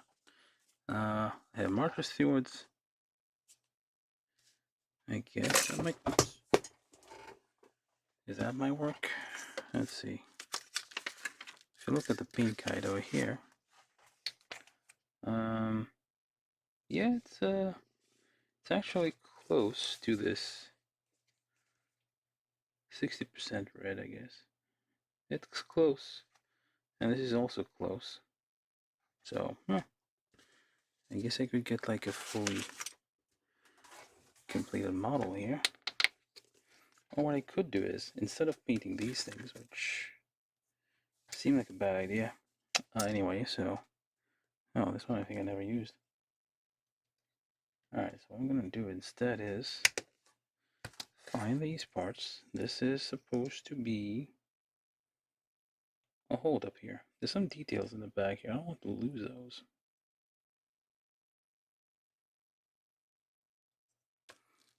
Can I even entertain the notion of,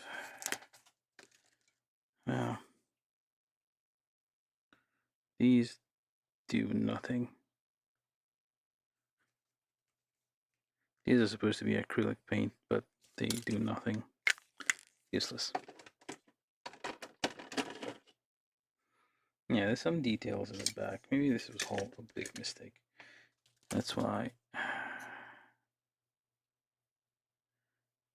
I don't know. Well, I'll try again. So, paintbrush. It's a little bit damp. Just wet it a bit. Get the excess moisture. Get the tiniest dab of white and paint this here. So you just paint like this, just lightly. Maybe try to go for translucent feel, maybe.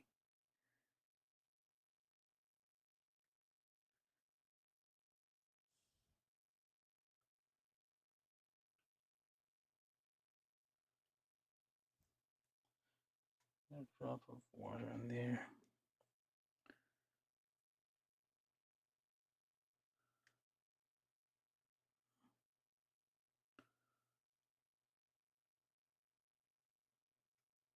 It's like a wash, really, rather than a paint job here.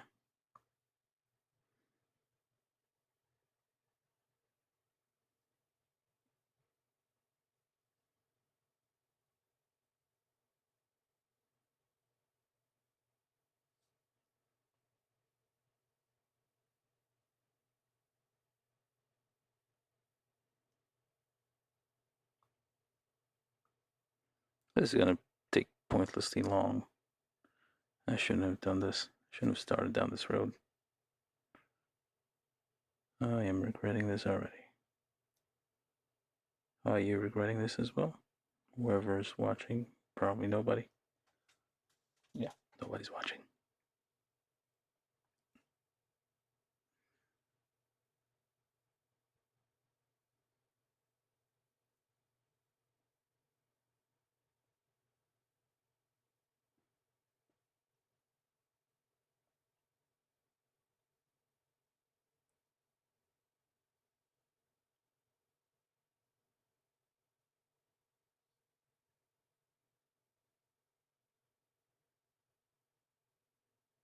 Let's see how it looks on this side. Kind of translucent. So if I apply it to here, it looks a bit creepy, but it'll do. There's some red tone still left over from the mistakes earlier. Actually, can I get these off maybe?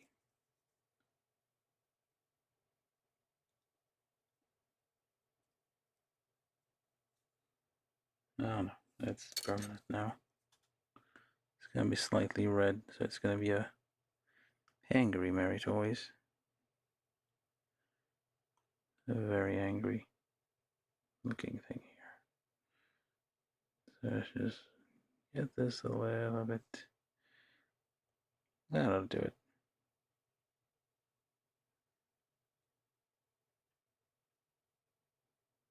Okay, close enough.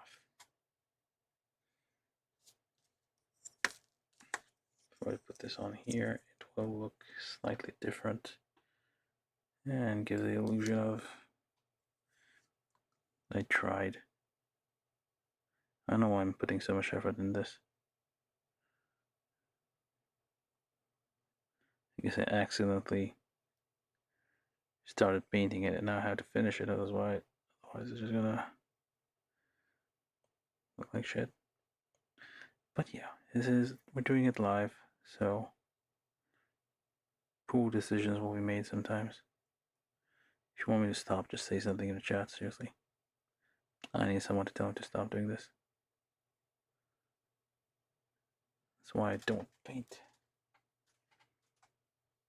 It's gonna take forever. Okay, I'm just gonna close this. Go away, Mother Stewart. And do this for a bit.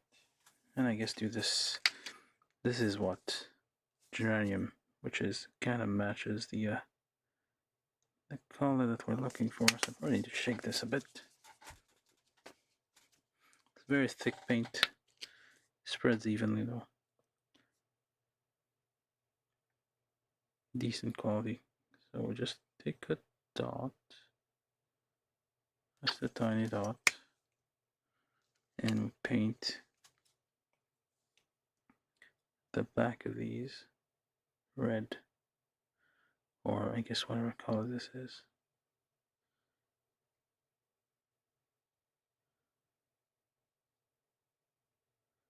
geranium or something. Which, wait, this is the right one? I think I might have gone the wrong one.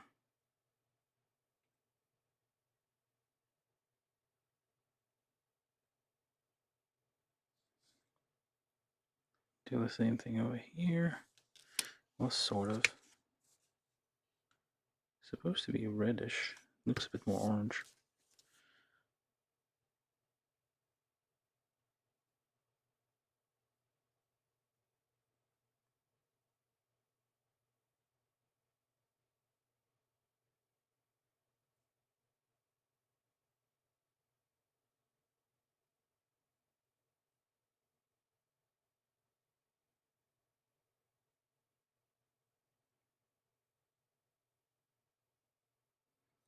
Very bad idea.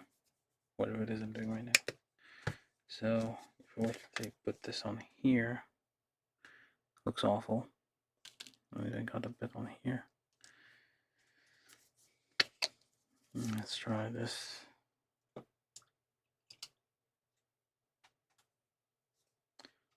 Yeah, if you're joining us and would like me to stop doing what I'm doing, please subscribe.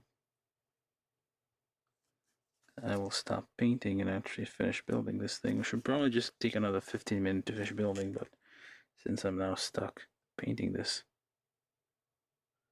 it's gonna take forever. I don't know if that's gonna do anything. Applying it on the back here. Looks a little twinge redder, I guess.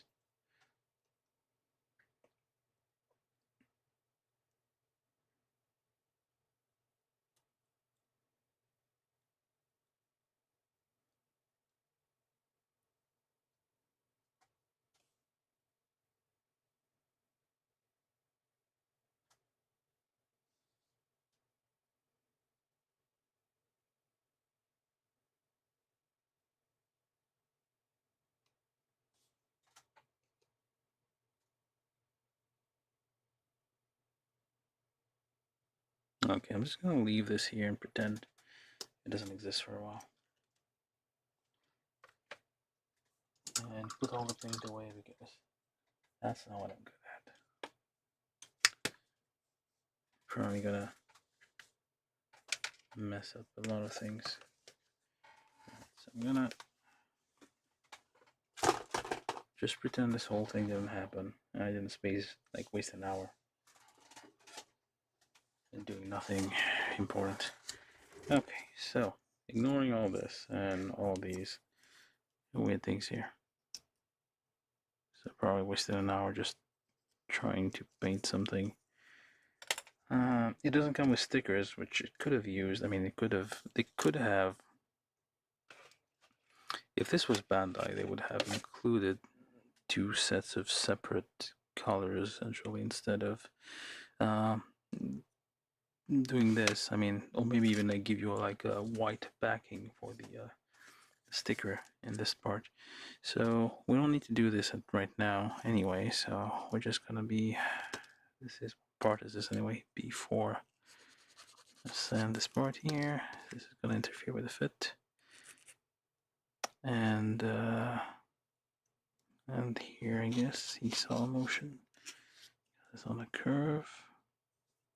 Surely seems to be going.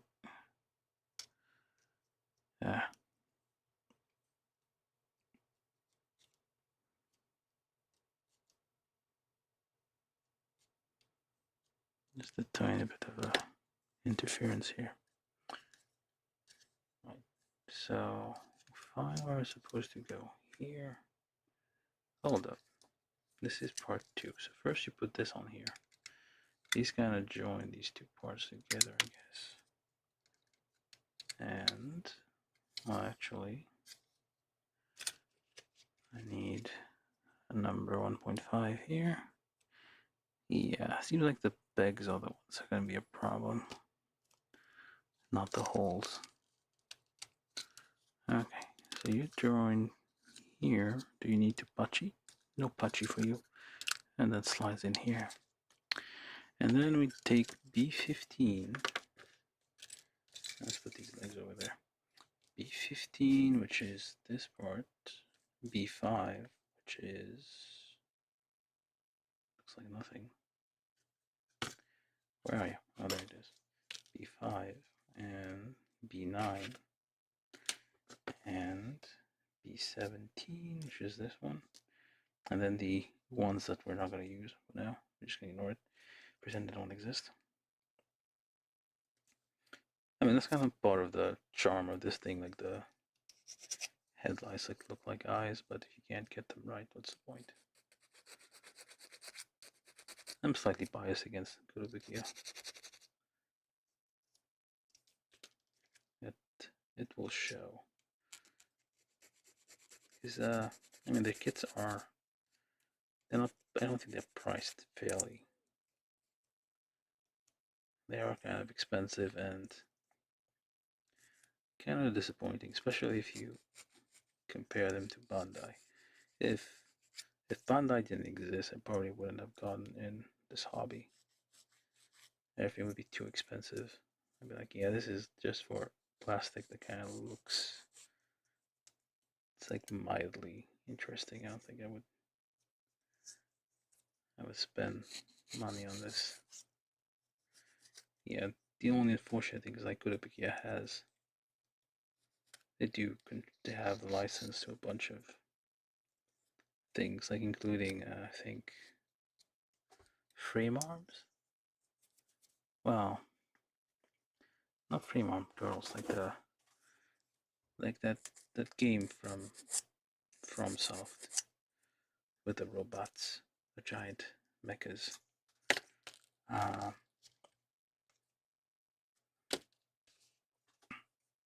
think I have a kit or two of those too. They look impressive. Like if you look at the preview pictures, they look really nice. But I don't know how they'll actually look in person. So maybe they'll be better than this. I have built like one Metal Gear kit from Kotobukiya. And I mean, it was okay. It was a bit fiddly. And if you just leave it alone on a shelf for a while, bits and pieces will just fall off on its own without any provocation. So not the best construction quality, I guess. I don't know how they keep getting. Like if that was Bandai, you wouldn't be dealing with those. Well, you might. Bandai has messed up before. They're not perfect. But they learn. And while they are a step up in terms of quality. Okay, I think that's enough sanding for you. Got all my parts. Okay. So, this one goes on this one here. I just slide right on. Okay. And then this goes on this B9. Goes on like this. That was easy.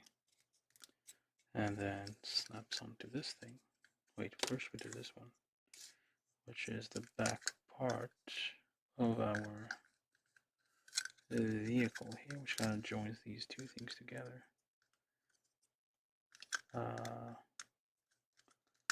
There we go. You're supposed to kind of patchy here. Or are you supposed to patchy? No, I guess not. But yeah, it kind of holds these two parts together now. There's still a gap, like it doesn't close the gap all the way. But yeah, it kind of does help. So then we turn this around. This goes like this. Hold on. And on this part here. Alright. So, like so. I mean, it has way too many radiators for. I'm assuming this is electric, so you don't need that many radiators on an electric setup. This would be more for like something with a gas engine or something which generates lots of heat. It's air cooled for some reason, or is it just because they like the design, I guess? Or maybe those are just like magnetic coil things. Oh, the cat knocked some stuff all over the place. Alright, anyway, let's keep going. So then we take step 3 apparently. Take this thing, and that thing over there says to break something? What do you mean break something? Yeah, what?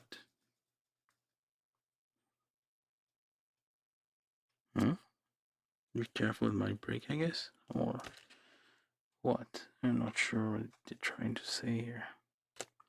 Looks where the nubs are. So in the nub here, there's one nub there, and another nub here, because these are going to fit against another surface. Alright. And that goes in here. So what I'll do is I'll take my 1.5, just go around, give it a quick twist. There's lots of pegs. A lot of pegs. A lot of holes, really. Okay, so. And then I don't know if this only fits one way or not, but. Yeah, I guess it does. Yeah, it does. It all fits one way. And that is very quickly. Okay, so we need to push this in a bit. Try to find where the pegs are. I guess I already forgot where they were. So just press on top of the pegs. So it like goes in all the way. Alright, so this is that. And then we take this thing, just nope. First we need the legs, the fake legs here. So these are supposed to patchy or not. No patchy for you. This goes like that. Just take your stick. My stick, really. I have a stick. You don't have a stick. Goes in here. And it goes into there.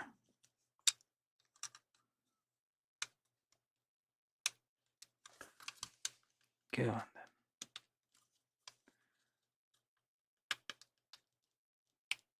Does it have to go in all the way? I think it stops against this thing. Yeah.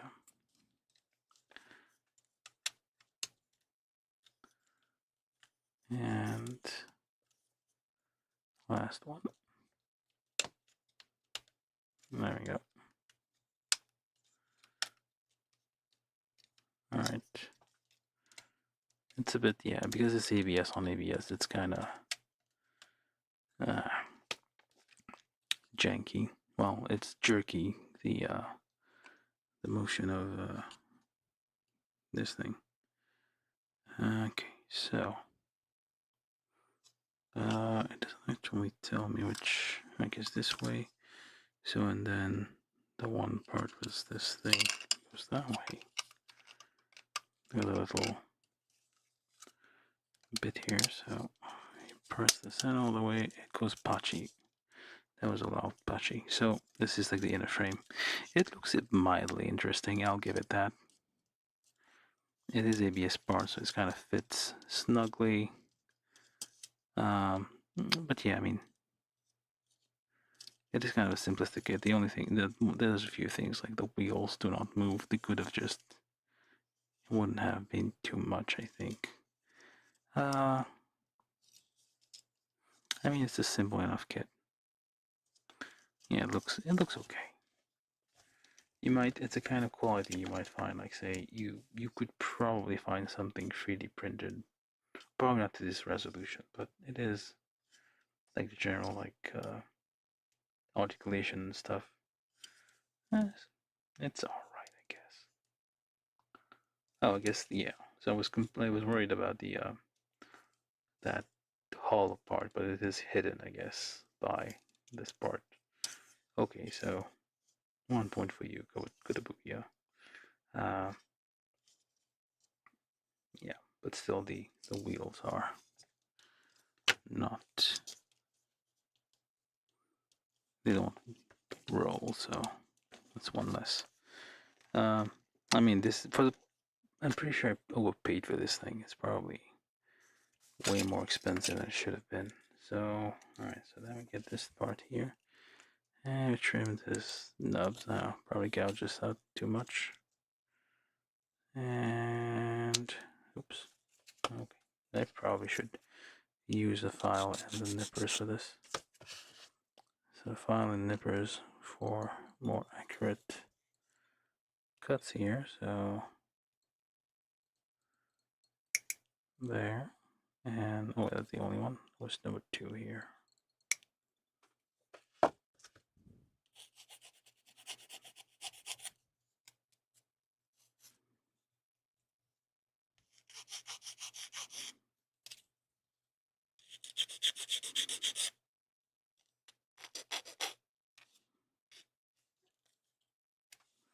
And then the whole hull just goes on top here.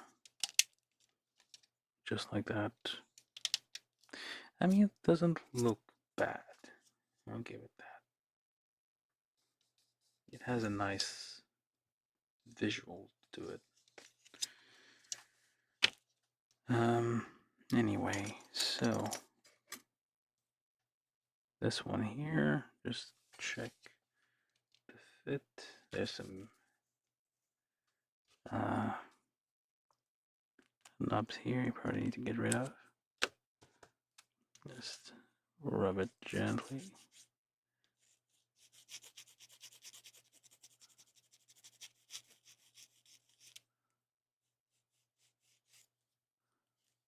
Don't remove too much material, you don't want that.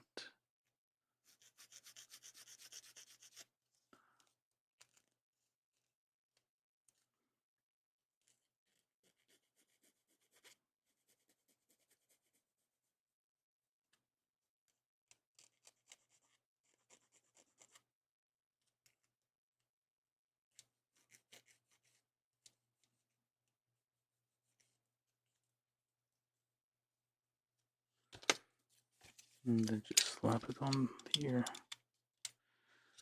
And yeah, well, there's some gaps, I guess, which might be on purpose. You might not want this all the way closed, so you want the slight gap, although it's a bit uneven.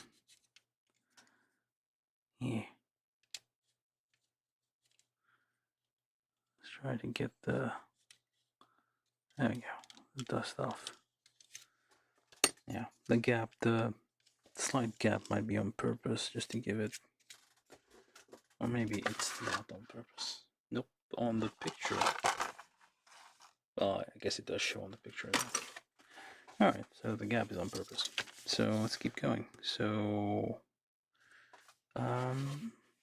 this one, you're gonna need to test it. You're gonna try to spot where the, wait, is this right? That doesn't seem right. That is not the one. It is this one. Okay, so just look around, like see if there's the, okay, for not this one, the, there's not a lot of gaps. No, I mean, not a lot of nubs, I mean. So you can kinda, well, why am I not doing it though? You can kind of just not, okay, don't worry about the nubs here, just stab it on.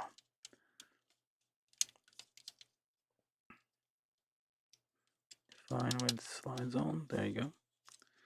It's starting to take shape, it's like, it's kind of, it has some dimensions to it, I'll give it that.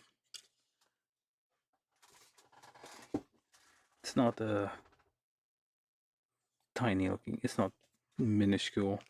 Like if you ever built MechatroWeGo, which is like 1/35 scale, you get 2 in 1 box. Those are tiny.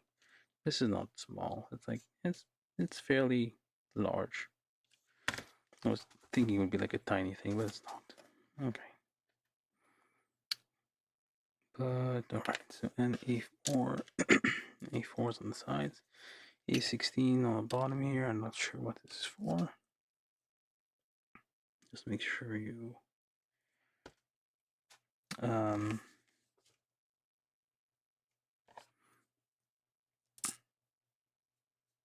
feel like these nubs might be. Oh, there's not a lot of nubs here. So this goes on here for reasons. I guess this is like a hole for an attachment if you need to attach something to it later on. So yeah, fits snugly. Nice. You can barely see the panel lines. Okay, that's not too bad. And then on the sides we have this one and the other one. So you have some stuff here, which is kind of hard to get off.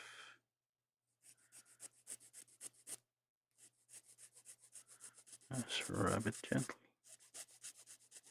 until it's gone.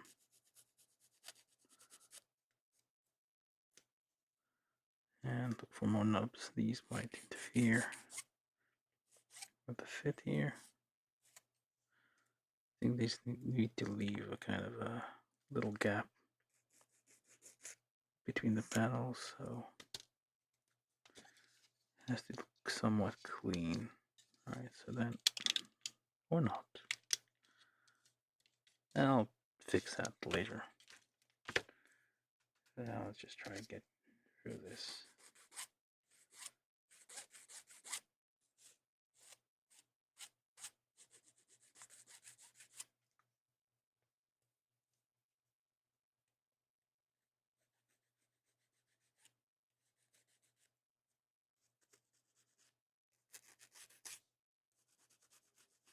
For some reason I'm thinking about Bee and Puppy Cat. Not sure why. I wonder if that show ever concluded. To watch it again. It's on Netflix. Very nice. Oh, this is making me think about this. I can't remember what line of thought got me there. Now on the back we take this one first. Just check around for anything that's going to be kind of in the way here. So I guess this one, little nub here, nubbin.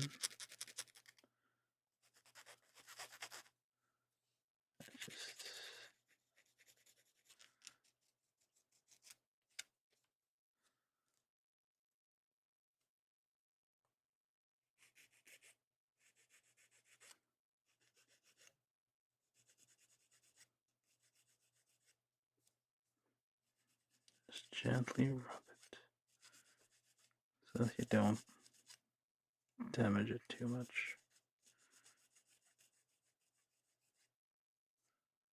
That's enough, I guess.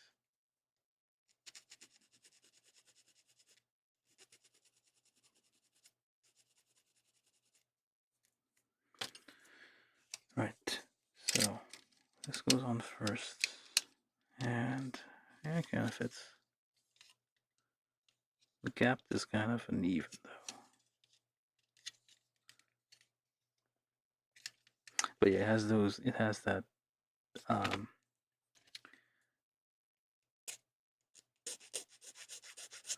MechatroWeGo vibe to it.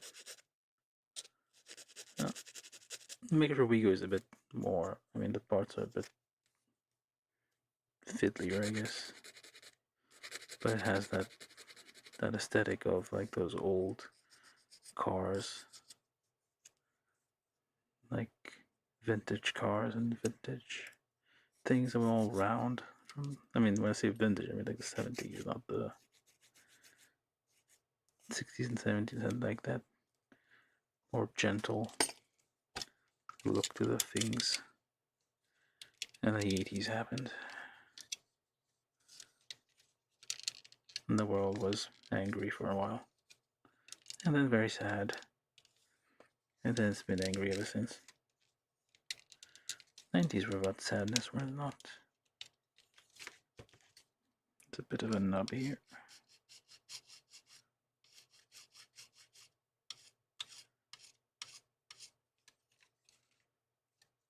It won't go away. Oh well. radiator for no reason. Or maybe air intake. Why though? Are you electrical? You should be electrical, so are you? So then these things, which we just quickly, I think all the pegs are like, most of the pegs are like 1.5.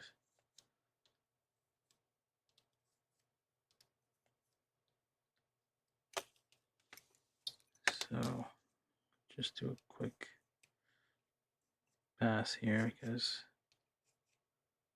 I want these to fit quickly and not require a bunch of pressing together.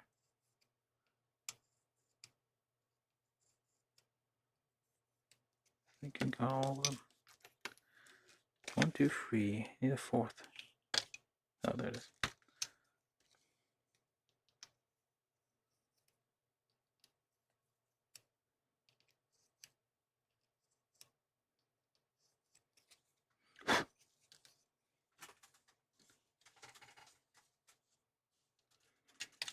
Okay.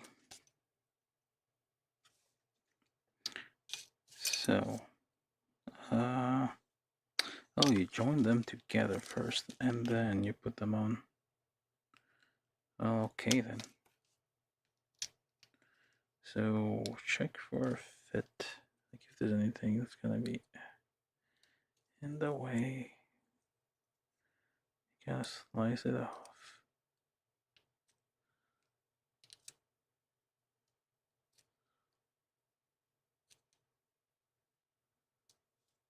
Alright.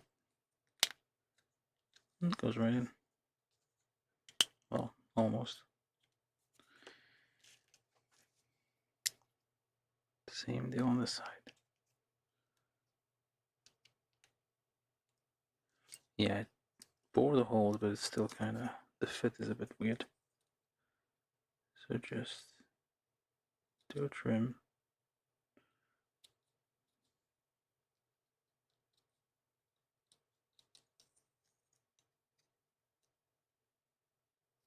Sometimes better to join the parts together first and then sand the nubs. That way you can align the surfaces that are in contact if these nubs are right next to each other. This one's not going in all the way.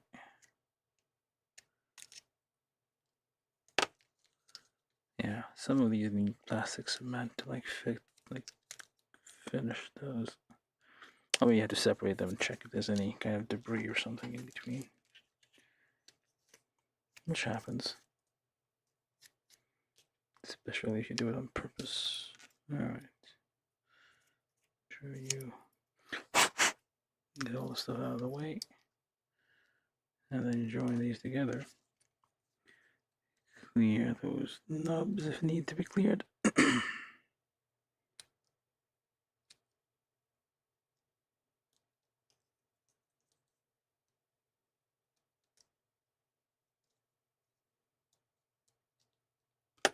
I'm basically just gently scraping it. So press together. And final one.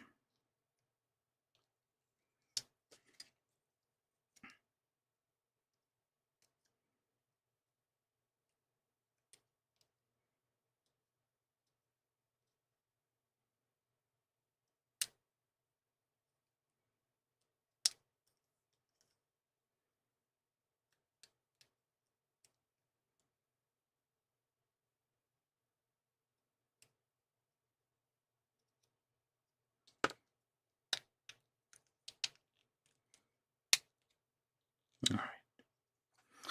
And then you kind of just, I guess, slap these on. You have to press, I suppose. So, oops. I almost ran away there. So, kind of, problem is, okay, I guess this might work better if you like press on the other side. There you go. So just put this on the floor, on the table, not floor. Align the hole first, and then you just press on the other side. It goes in easier than trying to like press it from the outside. there we go. Something happened here. So, and now we do the weapon system.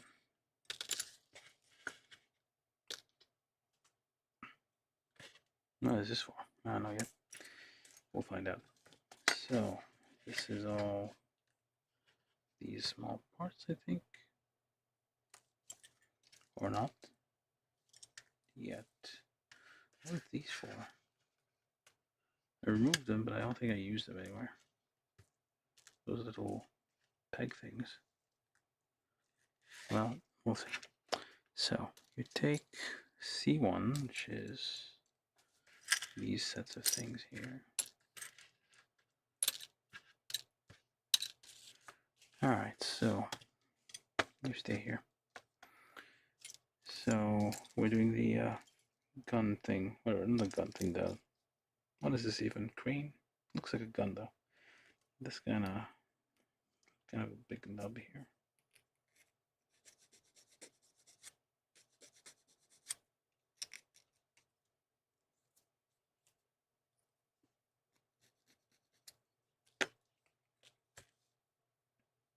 And this one. Over the arm, I guess.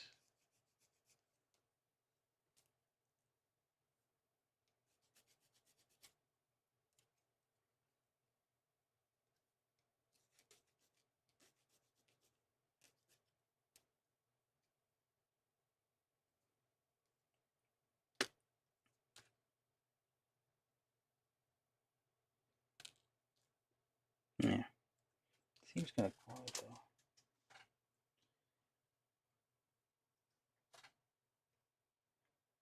So if you're joining us and you haven't subscribed, what you waiting for? I don't want to be forceful or anything, but it would really help me out. Yo, where'd my file go? Oh, there it is. Right in front of my face.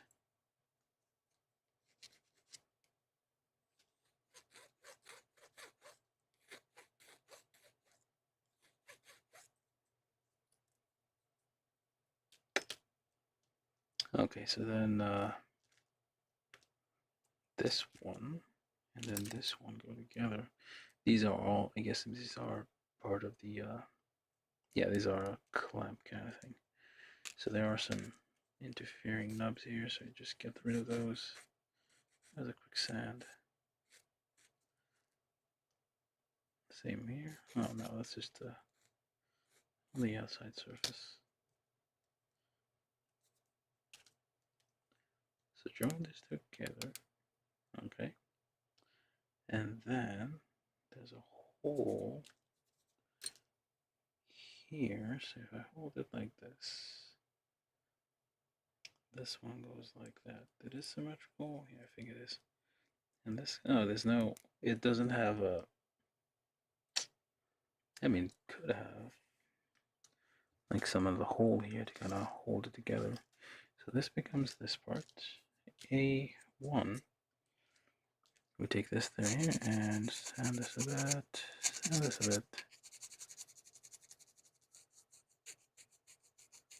Just gently rub it until it's gone.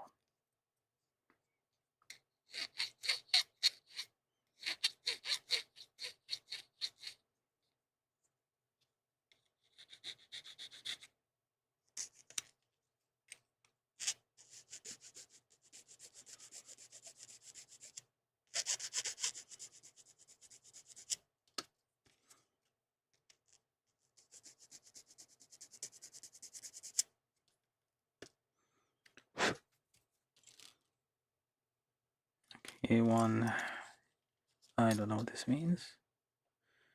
Oh, this part. Why?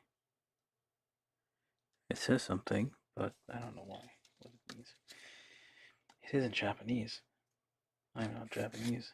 I have the Japanese comprehension level of a toddler. So, don't expect me to translate anything anytime soon.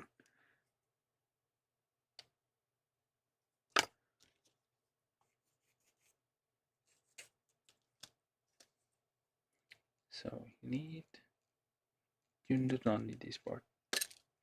What am I doing? So you need this part here. You need this peg here. So there are some mechanisms involved. So maybe not that disappointing after all.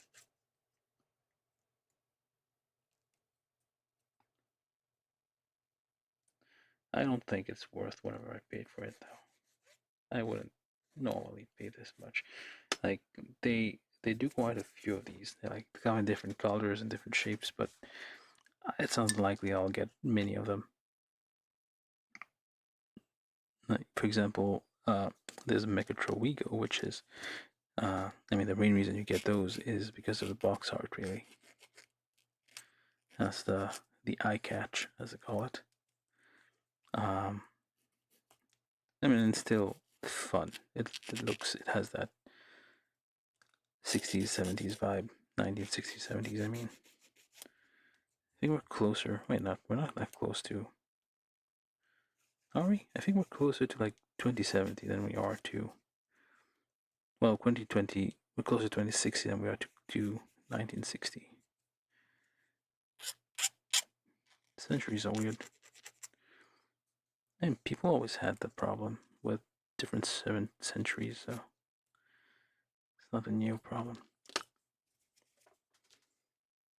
Okay, so I think I need number 2 here. Nope, number 1.5.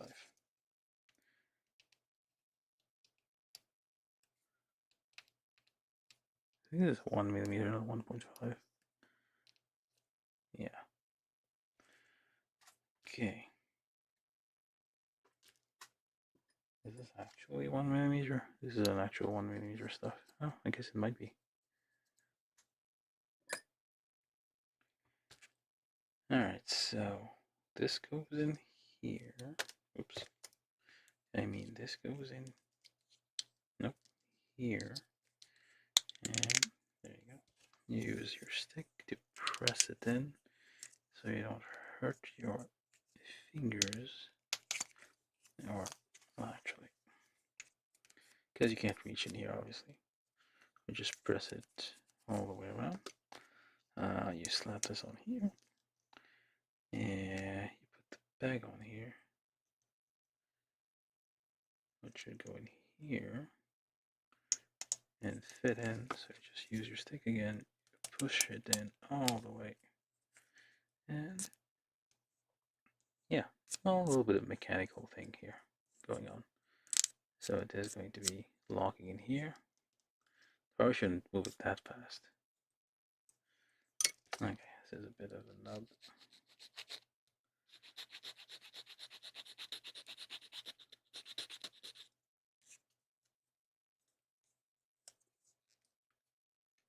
One more of a nub here on the other side. Probably should have done that before we locked it in. But oh well, this is good enough. Alright, so take this here and then A3, which is this part, also has a bunch of aggressive looking nubs on it. And all of it, I guess. Alright, so A3 goes in the back. Push. This part goes here. Probably should have. There we go. And then this one goes on here. And goes on like so. What is gonna patchy? Are you gonna patchy? It does not patchy. So this here. So basically, this becomes like a mechanical arm with a gun. I don't know what this looks like a gun to me.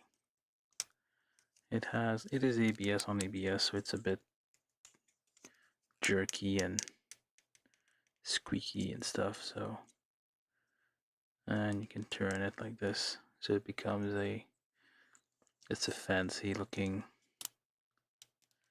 It's a fancy looking. Oh, this little bit here actually locks in here, so it doesn't. Oh no, actually it does not. I would have thought it would kind of lock this in place so it doesn't rotate freely once you put this out of the way, but I guess not. Okay, so we have the, at least part of it. Oh, it keeps going. So B3 and B13 go together. Let's check the fit. Never mind. C3 and C2 go together here onto this thing here. Should just check if, yeah, let's check fit first. So you get rid of this here. Alright, that's one. Anywhere else? Oops. On the corner here. And on the back here. Alright, so you just join it together. Well, and then this is the only one that fits, I guess. So same deal, just check for nubs that could potentially interfere with the, I could have probably done that here. It will need to be glued together eventually. That will close the gap. Although it's probably not very visible anyway, so should be fine. So hold it like so. You go here. Nope, the other one goes there. Goes like this. So twist it in. Let me just pre-drill those holes because I feel like they.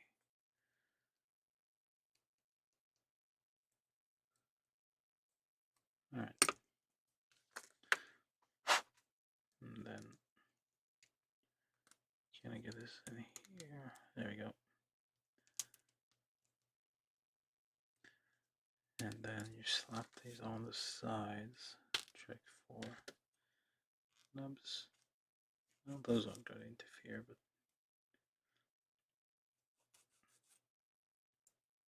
just get rid of them.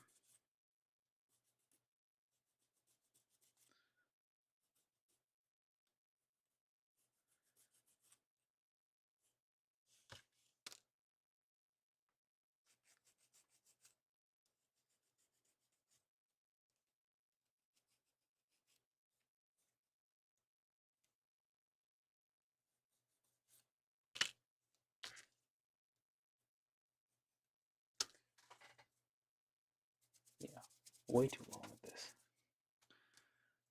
I mean, I wasted some time trying to paint bits and pieces, so should have probably finished this like a while ago. And then this goes on here. And this goes on there. And there you go. So now, this is not a very common kit, so I think most people don't really care about these. I mean, they are priced a bit high, so most people probably wouldn't buy those. At least I don't think so. So then you hold up. It goes on here.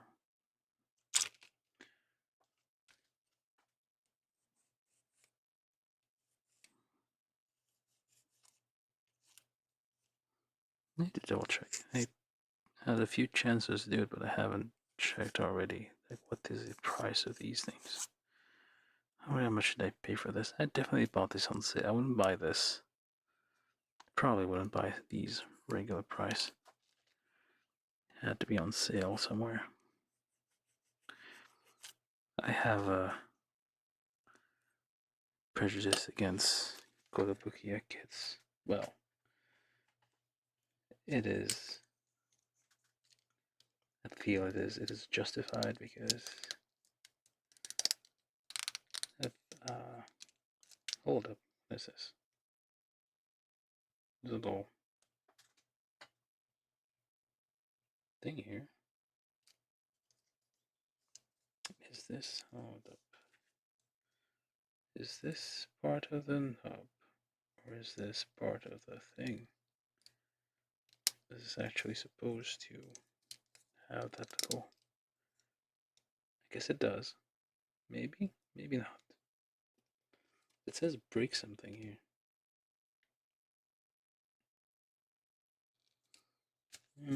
I guess it does not fit all the way. So stab and twist. Stab. And, well, twist. Twist. Stab and twist. Stab and twist. So yeah, I'm guessing this little thing here is actually a nub. So it's supposed to come off.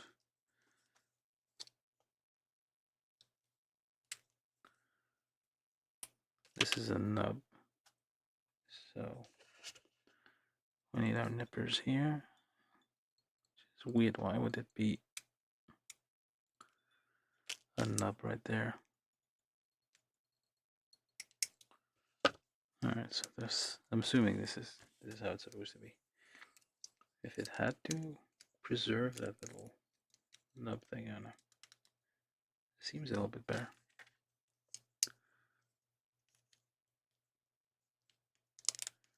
There we go. Okay, that works out a little better.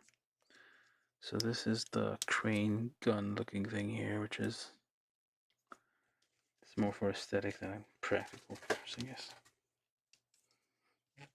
Okay, so you slap it on this here, and you get the head, and you put it on here. What? Oh, is that on purpose? I guess that would be on purpose. So you kind of turn and do a thing. Which was it? That like one of them was like sliding up and down. Oh, there we go. So yeah, this one can should be able to kind of slide up a little bit and rotate, because the inside, there's an inside channel for this thing here. This one actually kind of goes in and out. Yeah, slightly. But I mean, for now we're just gonna leave it like so. There you go. I mean, it's not too bad. You can park its leg inside and kind of, yeah, that's a nice aesthetic feel to it. These parts are getting out. There you go. And there you go. You see how it's like nicely parked in there. Right, there's two holes. Which one do you use though? It says it goes on this hole. Okay. There's a secondary hole. There's like holes everywhere. So it's like if you buy, so Kotobukiya has a bunch of different model kits like frame arms and all that. So I'm assuming, yeah, at least, I mean, I think that you should be able to do those. There's some options here. Okay, I think that's pretty much it. That's like all we can build with this. But if they're saying, like, if you buy more of these, you can actually use this thing. I'll just slap it together for no reason.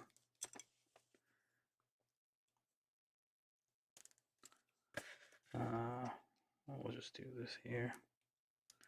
Check for fit quickly. This one. Yeah. So surprisingly, I think we're done. I should have been done like an hour ago, but I chose to try to paint some things, which probably look horrible now. just give it a shot.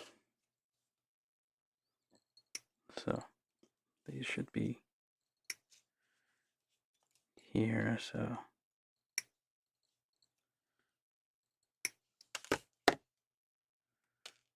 so let's see how it goes. So if I put this on here and just push this in here, so yeah, doesn't look very good. Well, it's now a permanent fixture now.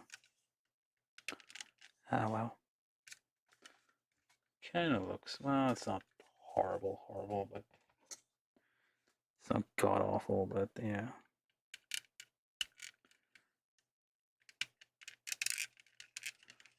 Get the, I tried painting this. Oh, it looks kind of red. It looks okay.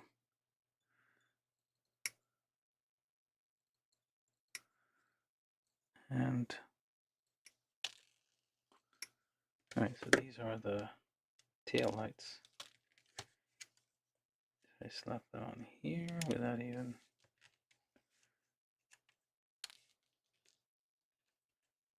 And there we go.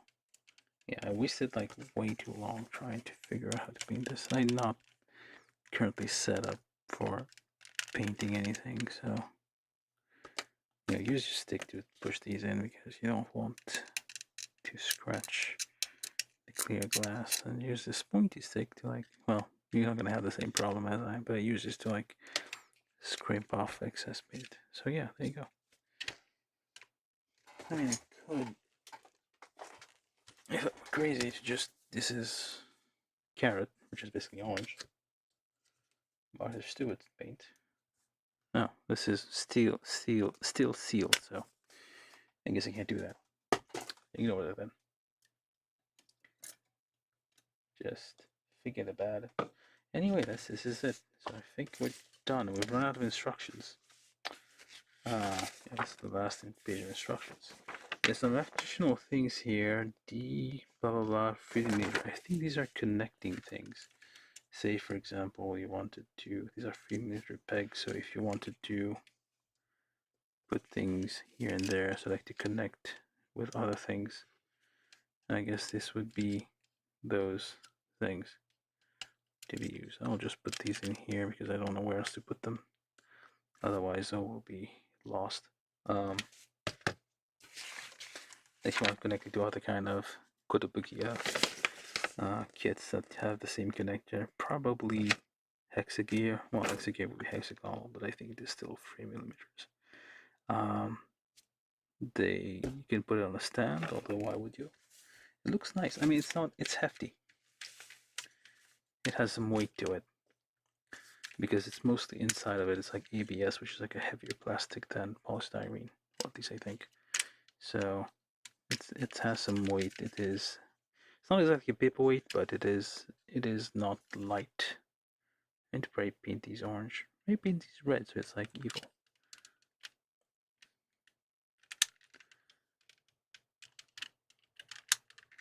Yeah, it's a bit creaky, but that's okay. Detail-wise, is fairly detailed. There's lots of inside hidden detail, especially I guess you could, if you felt like you could remove these panels and expose them. But yeah, I mean it's like it has a nice like 60s vehicle kind of thing, like back when everything was kind of enamel coated kind of thing, like the paint which had lead in it. Why do you have nostalgia for like lead paint? I mean, I think that's why we added lead to paint, to make it spread more evenly. So I think maybe it was a specific type of oil painting kind of thing. No, wait, hold on. Does this fit on here? Or does this one fit on there? Oops, why is there crap on this?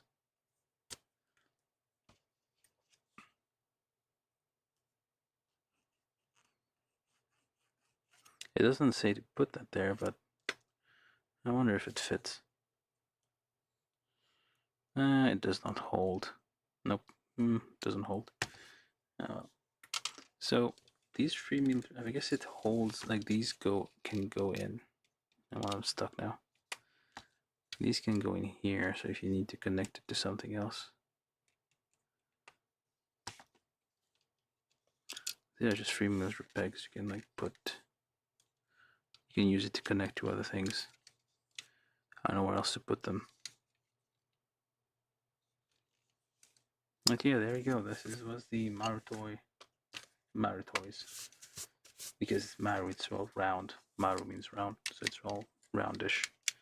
It's like, I like the aesthetic of it. This is a weird Baymax. Well, it wasn't invented with Baymax, but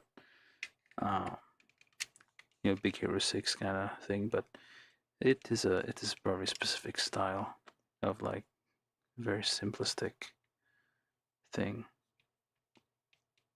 I want to paint the eyes red.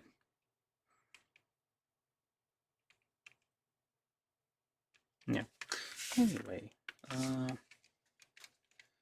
yeah, it says you can lift this up, but it seems like mostly the top shell comes out, not the bottom part. You would have to use something to pry it up. Yeah, if you do this, and then, yeah, that works. And now you can like move the head around a little bit. Otherwise, it's like, yeah, you can nod a little bit, wobble your head. Okay, it's not, yeah, I'll give it this. It's not bad. It looks nice. But for the price, probably, I wouldn't. It's a bit prohibitive for me, at least. Okay, let me just Google how much this is, because I'm probably talking out of my ass here.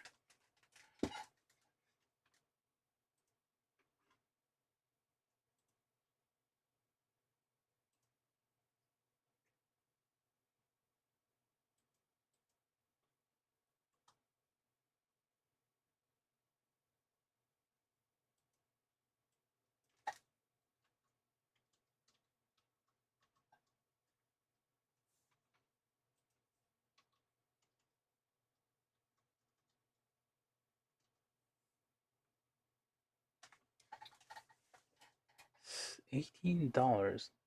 Well, let's say $20, give or take, depending on where you buy it. Yeah, I would not. No. I don't know. This was like pre-inflation prices. This is MSRP, so like pre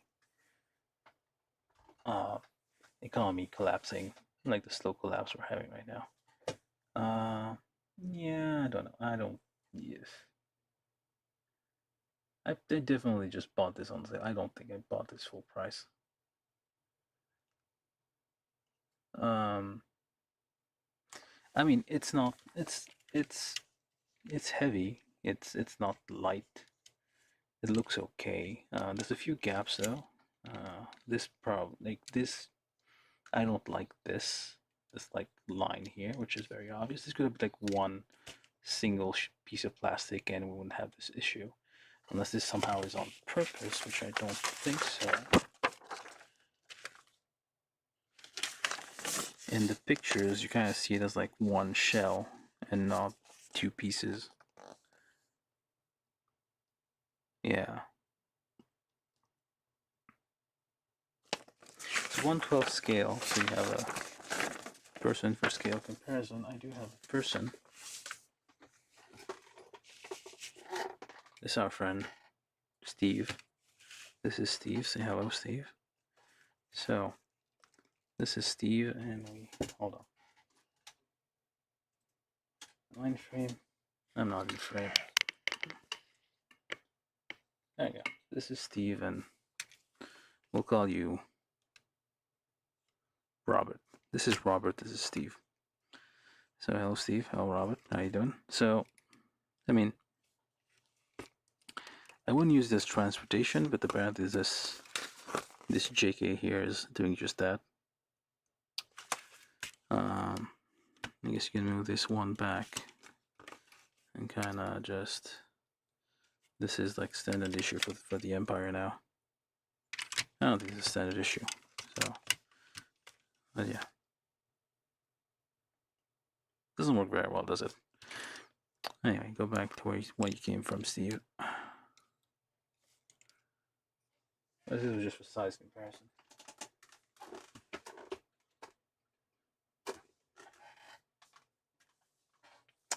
Yeah, overall, it's simple to build. There's this little gotcha thing.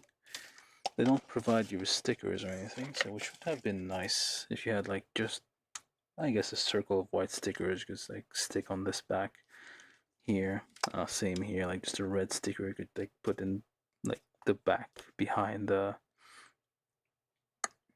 thing here. So there's like you have to color tiny dots, otherwise it's already pre-colored. I don't think that you have to color anything underneath. It says to paint it white and black, but I think I got it. And for whatever reason, these little dots here are supposed to be black. Yeah, no.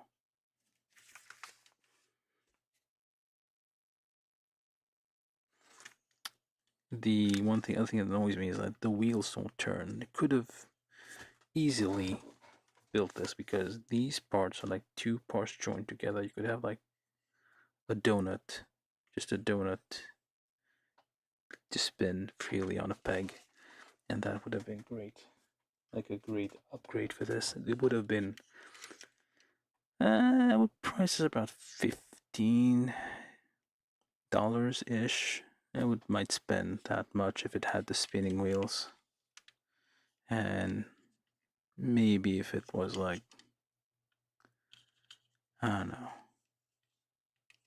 Like this mechanical thing is not too bad. It's not too shabby. It's like you can have okay, hold on. This is should go a bit further in. Seems to be probably on tighter.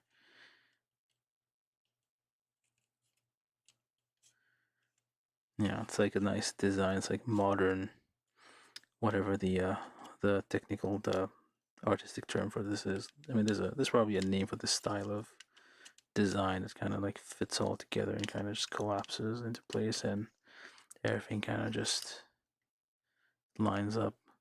There's probably a name for this style, but yeah, it's not too shabby. I like this. But yeah, this was Maruttoys 1/12 scale. Well, by Kotobukiya, orange version. Yeah, it's not. I mean, it's not horrible.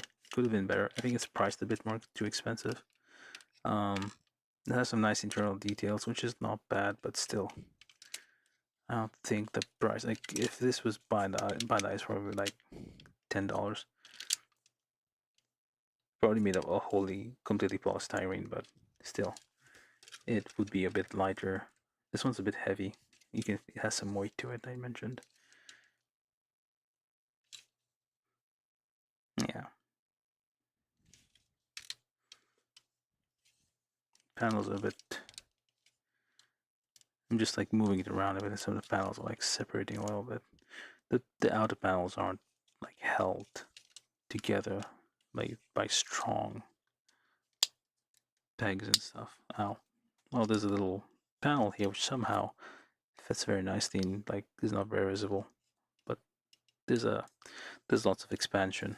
It's kind of the point of these things. It's like solid series, and you can like combine them with like modeling support goods and whatever else, the hexagears, frame all girls, and all the other small. This thing is like laying landmines for some reason. Yeah. So yeah, you can like combine them with all sorts of things. I don't know what this is. So high show Joe Tain. 10. Yeah, with like 3mm connectors essentially, which is I think the same size as 3mm connectors is what 30mm 30mm mission. It's not 30 minutes, it might be 3mm. I need to look that up. I think I've been confused by the name of that other line of model kits, but yeah, I don't know where I built one recently, but I don't know where it went. It's somewhere. But yeah, you could basically combine, like, buy the Bandai 30mm stuff and combine it with this, because it also uses 3mm pegs and holes. Anywho, I think that's enough rambling. Yeah, Maruttoys orange version, 1/12 scale, Kotobukiya. Wasted a bit of time trying to paint things, which I shouldn't have. But it looks okay. It adds to the personality of the thing here to have. Well, why do you have a head here if you have eyes down there? Your eyes are up there. And tail lights are not too bad. Anybody would probably do a better job painting this than me. Anywho, I'll just leave this here. Well, collapsed or collapsed with the legs out, I guess. How high do you go?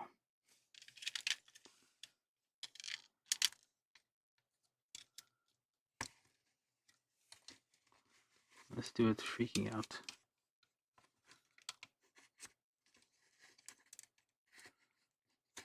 Flipping out, I guess. Not.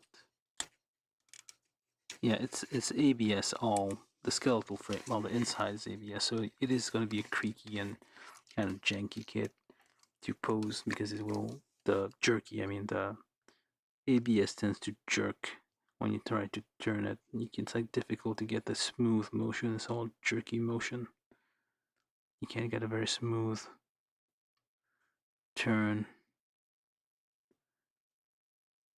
Like, some direction it goes fine, but some direction it's like hard to. Yeah, it's all jerky. Now it feels threatened. That's why it's like there's an aggressive stance here. All right. There you go. That was Maruttoys 1/12 scale. I tried to do this without any music, but I don't know. I need to watch the footage again and decide, do I want to keep the background music or just keep it off? Okay, that's all, I guess. I'm gonna sign out. How long did I take? Yeah, let's say I took like an hour and a half to build this. 30 minutes was like just talking, and 1 hour was wasted just trying to paint a couple of details. Alright, if anybody watching this still, thanks for watching. Please subscribe if you haven't, or tell your friends about the stream, this channel, what have you. Ask them to subscribe, because I'm trying to reach 1,000 subscribers and maybe try to get a little pocket change out of this so I can buy more model kits with it, and I keep sustaining my hobby without getting yelled at for spending too much money on model kits. Alright, that's it. I'll stop talking now. See you guys later. Bye.